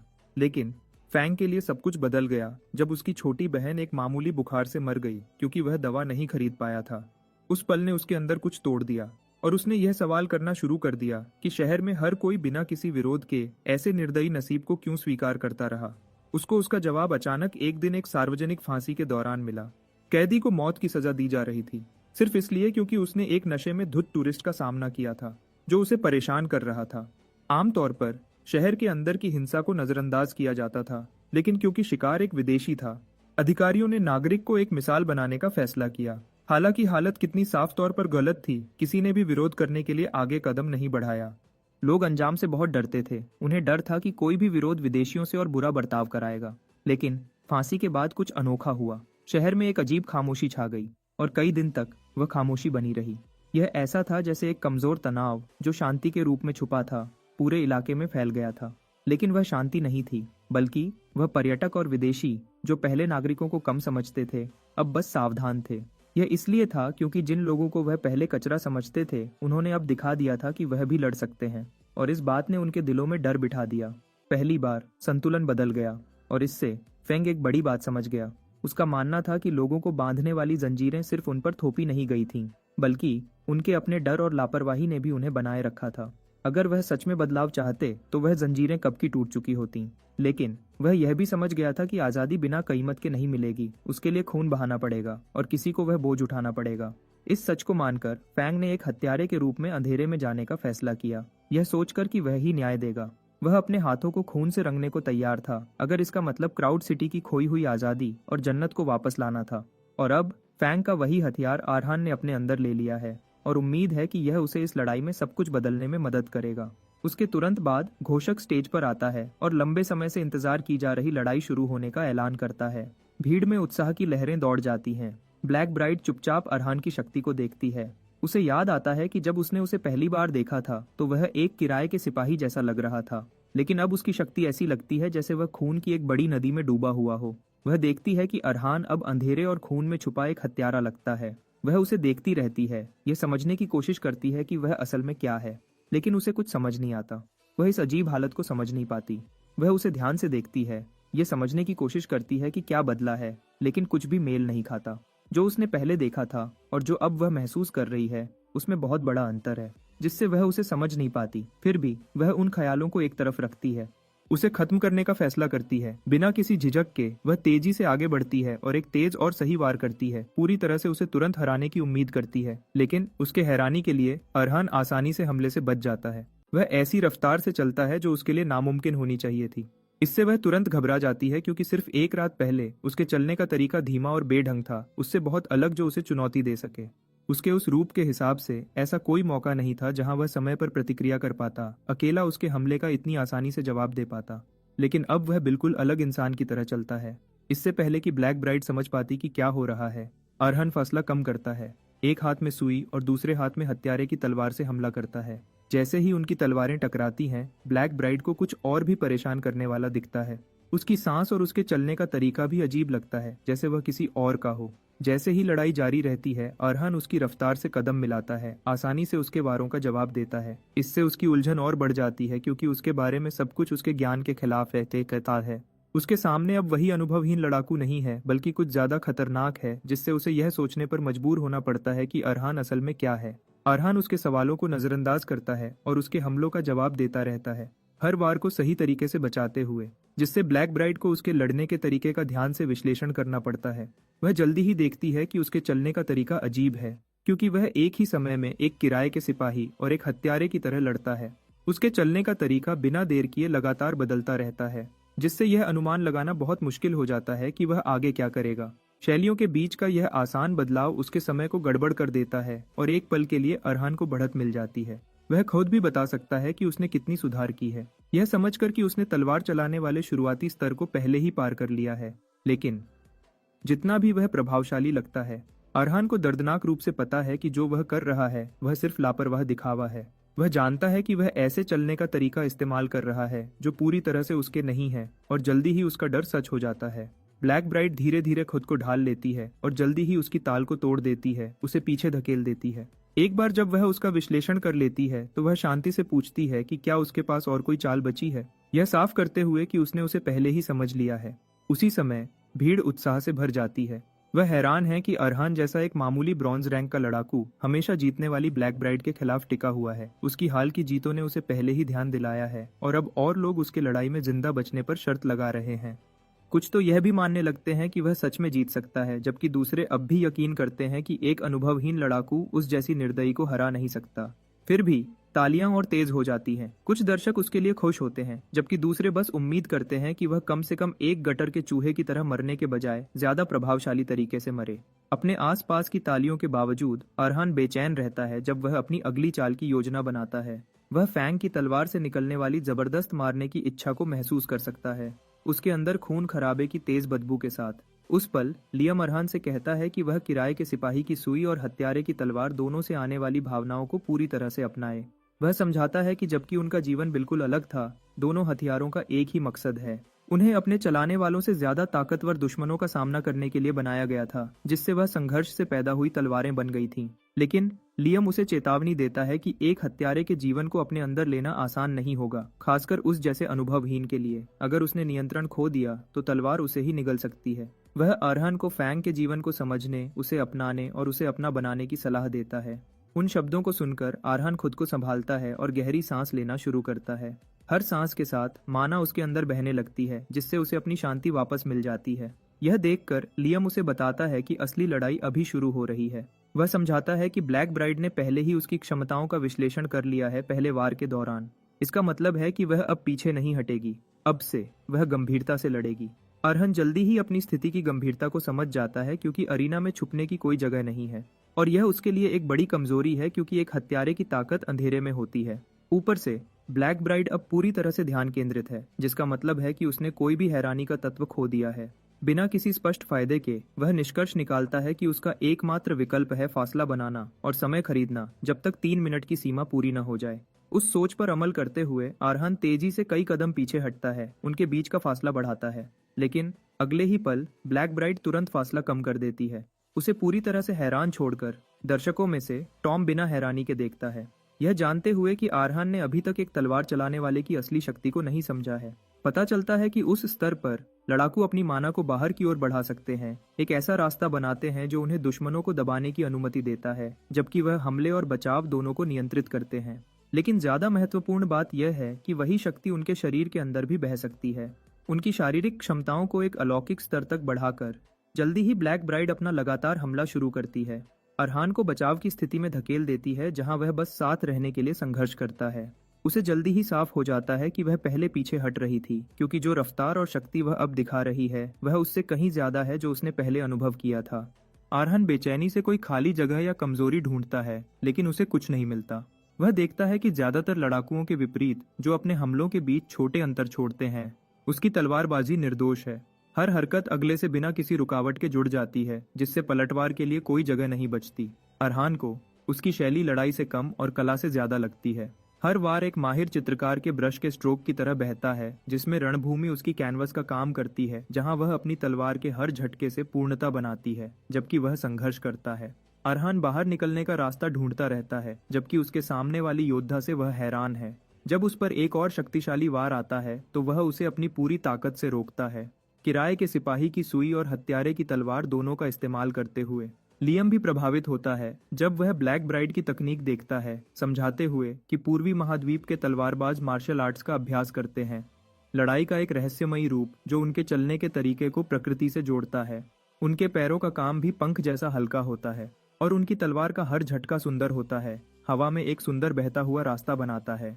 हर सुंदर वार एक लहर की तरह टूट पड़ता है और तभी रुकता है जब वह सामने वाले दुश्मन से टकराता है। अरहान हर निर्दोष तलवार के वार से बचता रहता है, लेकिन जैसे ही वह सोचता है कि वह सुरक्षित है, ब्लैक ब्राइड एक ऐसा रास्ता बनाती है जो उसे बिल्कुल बीच में पकड़ लेता है और एक शक्तिशाली छलांग के साथ वह अपनी कला को पूरा करने के लिए आगे बढ़ती है। लेकिन आने वाले हमले का तेज दबाव अरहान को हत्यारे फैंग के जीवन में धकेल देता है। फैंग की यादों से उसे सड़ते हुए क्राउड सिटी में वापस ले जाया जाता है और वह खून जो फैंग को आजादी के रास्ते में और देश के भ्रष्ट अमीरों के खिलाफ अपनी लड़ाई में बहाना पड़ा था। हर हमले के बाद मौत का लगातार एहसास और खून की बदबू। और ऐसे ही एक दिन फेंग ने पीछा करने वालों से बचने की कोशिश की, लेकिन खुद को एक बंद गली में फंसा हुआ पाया जहां से निकलने का कोई रास्ता नहीं था। उसके सामने एक ऐसा दुश्मन खड़ा था जो उसकी पहुंच से बहुत बाहर था, इसलिए बचने का एकमात्र रास्ता भागना था। और अब वह भी चला गया है। जब उसका दुश्मन एक निर्णायक रास्ता बनाता है, फैंग को एहसास होता है कि उसका जीवन आखिरकार खत्म हो गया है। लेकिन जैसे ही दुश्मन उसकी तरफ लपकता है, कुछ ऐसा होता है जिसे सिर्फ एक चमत्कार कहा जा सकता है। फेंग को अपने सामने एक छोटी सी कमजोरी दिखती है, जिसे वह जल्दी ही समझ जाता है कि यह वही चीज है जिसने उसे बचने में मदद की है, मौत से कई बार। जैसे ही दुश्मन पास आता है और वार करता है, फैंग किसी तरह हमले से बच जाता है और पलटवार की तैयारी करता है, उस कमजोरी का इस्तेमाल करते हुए। उसी पल अरहान उस याद को पूरा कर लेता है और ब्लैक ब्राइड के खिलाफ अपनी खुद की कमजोरी ढूंढ लेता है। वह तुरंत उसके कंधे के ऊपर वार करता है, खून निकलता है। ब्लैक ब्राइड हैरान रह जाती है जब अरहान दूसरे छोर की तरफ दौड़ता है। आखिरकार यह समझकर कि हत्यारे हमेशा कैसे बचने का रास्ता ढूंढ लेते हैं, चाहे कितनी भी मुश्किल परिस्थितियां हों। लेकिन यह कुछ ऐसा है जो वह खुद नहीं कर सकता था, बल्कि एक प्रतिभाशाली हत्यारे की यादों के साथ। ब्लैक ब्राइड हैरान है कि अरहान कुछ ही सेकंड में उसके पूरी तरह से बनाए गए रास्ते को तोड़ने में कामयाब रहा। लेकिन उसने अरहान की पसलियों पर जो भयानक हमला किया था, उससे उसे यकीन हो जाता है कि वह अपने सफर के अंत तक पहुंच गया है। अरहान जम जाता है जब उसे अपने पेट में दर्द का दर्दनाक एहसास होता है। वह देखता है कि ब्लैक ब्राइड फैंग के दुश्मन की तुलना में एक जबरदस्त दुश्मन है, जो खुद भी एक कुशल तलवारबाज था। उसने न सिर्फ अरहान के एक घातक घाव से खुद को बचाया, बल्कि उसे सिर्फ एक पल में नुकसान भी पहुंचा दिया। उस हमले की वजह से अरहान की पसलियां ऐसी लगती हैं जैसे वह जरा सी हरकत से भी टूट सकती हैं, इसलिए वह अपनी जगह पर जम जाता है। अपनी घायल हालत में अरहान को डर है कि वह किराए के सिपाही या हत्यारे की कलाओं का इस्तेमाल नहीं कर पाएगा, और समय खरीदने के लिए फैसला बनाना तो और भी नामुमकिन है। अपने विकल्पों का विश्लेषण करने के बाद वह निष्कर्ष निकालता है कि सबसे अच्छा तरीका लड़ाई छोड़ देना होगा। वह थोड़ी देर के लिए इस रास्ते पर चलने की सोचता है, भले ही यह शर्मनाक हो। कम से कम अपनी जान बची होने पर उसे लगता है कि वह बाद में सही तरीके से रैंक बढ़ा सकता है। लेकिन कारवानों के खून में वह जिद उस पर हावी हो जाती है, जिससे अरहान और भी दृढ़ हो जाता है कि वह लड़ता रहे। अपने युवा वंशज को अपने खिलाफ मुश्किलों के बावजूद लड़ने का इरादा फिर से बनाते देख लियम गर्व से मुस्कुराता है। घोषणाकर्ता भी हैरान है कि एक मामूली ब्रॉन्ज लड़ाकू ने हमेशा जीतने वाली योद्धा रानी को चोट पहुंचा दी। वह सोचने लगता है कि क्या अरहान अपनी घायल हालत में लड़ता रहेगा। उसे एक और दौर के लिए तैयार होते देख घोषक को एहसास होता है कि अरहान में ऐसी लगातार दृढ़ निश्चय के साथ एक सितारा बनने की क्षमता है। तो वह भीड़ को उत्साह देता है और ऐलान करता है कि अरहान के पास जीत के लिए लगभग 10 और सेकंड है। जैसे ही अरहान और ब्लैक ब्राइड अपनी आखिरी टक्कर में भिड़ते हैं, लियम अपने युवा वंशज को देखता है, जिसे वह मानता है कि उसमें प्रतिभा के गुण नहीं है। लियम के लिए एक प्रतिभाशाली वह होता है जो नामुमकिन परिस्थितियों के बीच भी रास्ता ढूंढ लेता है। जब उन्हें ऐसी चुनौतियों का सामना करना पड़ता है जो दूसरों को नामुमकिन लगती है, तो वह हमेशा अपने रास्ते खुद बनाते हैं और सफल होते हैं। और प्रतिभाशाली वह होते हैं जिनकी उपलब्धियां इतिहास में बनी रहती हैं। लेकिन लियम सोचता है कि अरहान उनमें से नहीं है, क्योंकि उसका शरीर कमजोर है और उसकी तलवार चलाने की कला कम है। जहां आम लड़ाकू जल्दी से 10 कदम सीख सकते हैं, अरहान उतने ही समय में 3 से भी कम कर पाता है, जो उसके शरीर की हद है। इसी बीच अरहान मजबूती से खड़ा है, भले ही ब्लैक ब्राइड ने उसे कई जगह काट दिया है। इससे लियम को लगता है कि अरहान उन कुछ लोगों में से हो सकता है जो प्रतिभाशालियों से भी ज्यादा बड़े माने जाते हैं, क्योंकि वह कभी हार नहीं मानते। इन खास लोगों को महान कहा जाता है, और उनका पक्का इरादा कभी कभी एक बड़ा बदलाव लाता है जो उन्हें हीरो बना देता है। लियम को लगता है कि अरहान का न रुकना, जब उसे अपनी सबसे प्यारी चीज खोने का डर हो, तब भी वह अलग है, क्योंकि उस अंधेरे में उसने आखिरी पल तक अपनी तलवार नहीं छोड़ी। लियम बताता है कि यही बात अरहान को हीरो बनने के गुण देती है। लेकिन अगले ही पल ब्लैक ब्राइड कुछ ऐसा करती है जो अरहान को हैरान कर देता है। वह उसके बिल्कुल वैसी ही मर्सनरी डांसर जैसी चाल का इस्तेमाल करती है उसे हमला करने के लिए, और यह भी पक्का करती है कि उसे इसकी खबर हो। बदकिस्मती से अरहान कुछ समझ पाता, उसकी तलवार उसके कंधे में घुस जाती है, उसे बुरी तरह घायल कर देती है। इससे लियम सोचता है कि अरहान में हीरो बनने की चाह थोड़ी कम थी, लेकिन वह उसे निराश न होने को कहता है। जैसे ही अरहान ब्लैक ब्राइड की बाहों में गिरता है, उसकी तलवार उसके कंधे में फंसी होती है। होस्ट घोषणा करता है कि निर्धारित समय खत्म हो गया है। अरहान को विजेता घोषित करते हुए भीड़ में जोर से खुशी की लहर दौड़ जाती है। जैसे ही होस्ट घोषणा करता है कि अरहान को सिल्वर रैंक में बढ़ा दिया गया है और उसे सिल्वर मेडल दिया जाएगा। इसी बीच ब्लैक ब्राइड हमारे अरहान को छोड़ देती है और वह जमीन पर गिर जाता है, जबकि वह चुपचाप उसे देखती रहती है। भले ही उसने उसकी जान बख्श दी, ब्लैक ब्राइड कहती है कि उसने उसे काफी चोट पहुंचाई, क्योंकि एक बार जब वह तलवार पकड़ लेती है तो खुद को रोक नहीं पाती। कुछ लोग इसे प्रतिभा कह सकते हैं और कुछ पागलपन, लेकिन वह इसे बुनियादी रूप से हिंसा मानती है। फिर भी उसके अंदर उत्साह की लहर दौड़ जाती है, क्योंकि उसे इतने समय से इतना ताकतवर दुश्मन नहीं मिला था और इसने अरहान में उसकी दिलचस्पी और बढ़ा दी है। तभी एक आवाज उसके ख्याल को टेलीपैथी से रोक देती है। उसे उसके समझौते की याद दिलाती है, जिसमें उसे ड्रैगन सोर्ड के बदले अरहान का एक अंग लेना था। वह ब्लैक ब्राइड को बताता है कि अगर वह अपना वादा पूरा नहीं करती तो उसे इनाम नहीं मिलेगा। वीआईपी एरिया से वह परेशान करने वाला अमीर आदमी उसे एक चमकते हुए गोले से निर्देश देता है। वह उसे अरहान का हाथ उसकी ट्रॉफी के रूप में लेने का आखिरी मौका देता है, सिर्फ मनोरंजन के लिए, ड्रैगो सोर्ड के बदले। जैसे ही वह परेशान करने वाली आवाज उसे दबाव देती रहती है, ब्लैक ब्राइड हिचकिचाती है, लेकिन थोड़ी देर बाद वह उसे गाली देती है और टेलीपैथिक लिंक तोड़ देती है, अपनी तलवार को अंदर रखने से पहले। इसके साथ वह कुछ समय के लिए शहर छोड़ने का मन बना लेती है, लेकिन अचानक उसकी आंखों के सामने एक तेज रोशनी फट जाती है। ब्लैक ब्राइड इसे समझने की कोशिश करती है, और जब उसे एक जानी पहचानी लेकिन बेचैन करने वाली ऊर्जा महसूस होती है, लियम उसके सामने प्रकट होता है। लियम भी इस अचानक हुए बदलाव से हैरान है और सोचता है कि क्या यह अरहान के बेहोश होने का नतीजा है या उस भयानक लड़ाई के बाद का असर है। वह ब्लैक ब्राइड का स्वागत करता है, उसे पूर्वी छोटी लड़की कहकर बुलाता है। वह उसे बताता है कि वह पूर्व की उन दुर्लभ लोगों में से है जिन्हें शामन्स कहते हैं, जो आत्माओं को महसूस कर सकते हैं और उनके पास एक शक्तिशाली दिव्य ऊर्जा होती है। लियम हैरान है कि ब्लैक ब्राइड के पास उसकी बेहतरीन युद्ध कला के साथ इतनी तेज समझ भी है। इसी बीच ब्लैक ब्राइड अभी भी हैरानी में है, सोच रही है कि क्या उसके सामने का दृश्य एक धोखा है। लेकिन एक बात उसे साफ हो जाती है और वह यह है कि उसके सामने वाले व्यक्ति के पास एक हार्ट सोर्ड है, जो सिर्फ वही लोग दिखा सकते हैं जो तलवार के अंत तक पहुंच चुके हैं। हार्ट सोर्ड तलवार मास्टर के स्तर पर किसी का प्रतीक भी है। ब्लैक ब्राइड को याद आता है कि सोर्ड मास्टर कार्लोस के चारों तरफ 10 खिलते हुए हार्ट सोर्ड्स थे जब वह सबसे ताकतवर तलवारबाज बना था। लेकिन लियम के ऊपर हार्ट सोर्ड्स की संख्या ब्लैक ब्राइड को हैरान कर देती है। वह गिनती शुरू करती है और दर्जनों से यह जल्दी ही सैकड़ों और हजारों में बदल जाती है और वह गिनती भूल जाती है, यह समझते हुए कि वह पूरे आसमान को ढक रहे हैं। वह उसे ध्यान से देखती है, अपने सामने खड़े उस जीव की प्रकृति को समझ नहीं पाती। उसकी मुश्किल को समझते हुए लियम उसे बताता है कि वह उसके सभी सवालों के जवाब पूरी तरह से समझने के लिए तैयार नहीं है। फिर वह उसे हौसला देता है कि यह कुछ ऐसा है जहां वह भी पहुंच सकती है और इसे तलवारों की भूमि या सभी तलवारों का आखिरी ठिकाना कहा जाता है। जितनी जल्दी वह धोखा दिखा था, उतनी ही जल्दी उसकी आंखों के सामने से गायब हो गया। हवा में गायब होने से पहले लियम कहता है कि उसे उस दिन का इंतजार है जब वह फिर मिलेंगे, और वह उसे सेओलियन भी बुलाता है, जो उसका असली नाम है। सोलियन वहीं हैरानी में खड़ी रहती है। जैसे ही उसके पिता की कहानियों की यादें उसके दिमाग में लौट आती हैं, तब उसने उन्हें तलवारबाजों के बारे में एक कहानी सुनाई थी, जो तब ऊपर उठते हैं जब उनका क्षेत्र आसमान तक पहुंच जाता है। सोलियन के पिता कहते हैं कि ऐसे तलवारबाज उस भूमि पर जाते हैं जहां अमर लोग रहते हैं। वह बताते हैं कि यह जगह खुशियों से भरा एक स्वर्ग है, जहां जो लोग चले गए हैं वह एक दिन अपने प्यारों का स्वागत करेंगे। उसने सोलियन को यह भी बताया था कि उसे कोई अफसोस नहीं होगा अगर एक दिन उनका परिवार वहां फिर से साथ हो सके।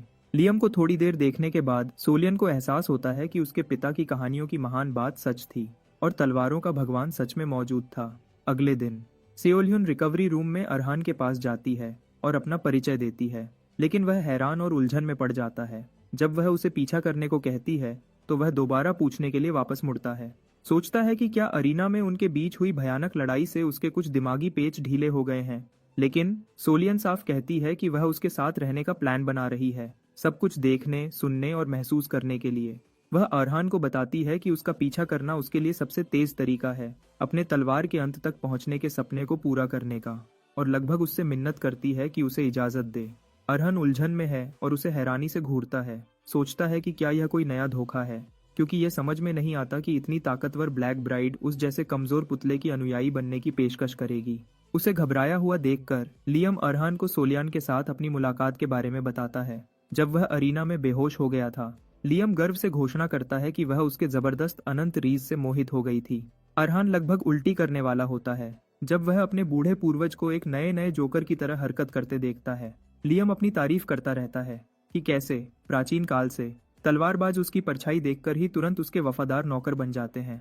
फिर वह कहता है कि उसे अरहान पर तरस आता है, क्योंकि उसकी उम्र में उसे सेओलियन जैसी लड़की के साथ बिस्तर में होना चाहिए और पागलपन भरा प्यार महसूस करना चाहिए, खून खराबा और बदले के पीछे भागने के बजाय। बदकिस्मती से, क्योंकि अरहान को किस्मत ने तलवार के रास्ते पर धकेल दिया है। लियम उसे किसी भी प्रेम संबंध को छोड़ देने की सलाह देता है। वह कहता है कि ऐसे रिश्तों को पकड़े रहना उसे सिर्फ रोकेगा और कमजोर बनाएगा। लियम फिर उसे याद दिलाता है कि वह कैरावैन का वंशज है और उन लोगों का बदला लेने वाला है जिन्हें ले जाया गया है। वह अरहान से सोलियन की तलवारबाज के रूप में कीमत को तोलने को कहता है और यह तय करने को कहता है कि क्या यह असली है।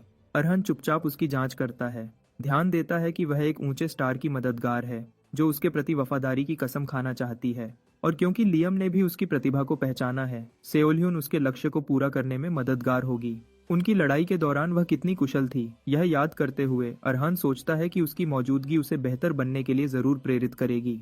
तो वह अपना परिचय ठीक से देता है और उसे एक पड़ोसी के रूप में अपने साथ शामिल होने का स्वागत करता है, और सोलियन भी खुद को उसकी देखभाल में रखती है। कैरावैन वापस जाते हुए अरहान सोलियन को बताता है कि वह उसके इलाके में पहुंचने से पहले कुछ साफ करना चाहता है, और वह उसे कहता है कि इस बात का बुरा न माने। अरहान उस लड़की को बताता है कि वह अभी एक उलझे हुए रिश्ते में है जिसे वह ठीक से समझा नहीं सकता, लेकिन मूल बात यह है कि वह उसके साथ रिश्ते में नहीं रह सकता।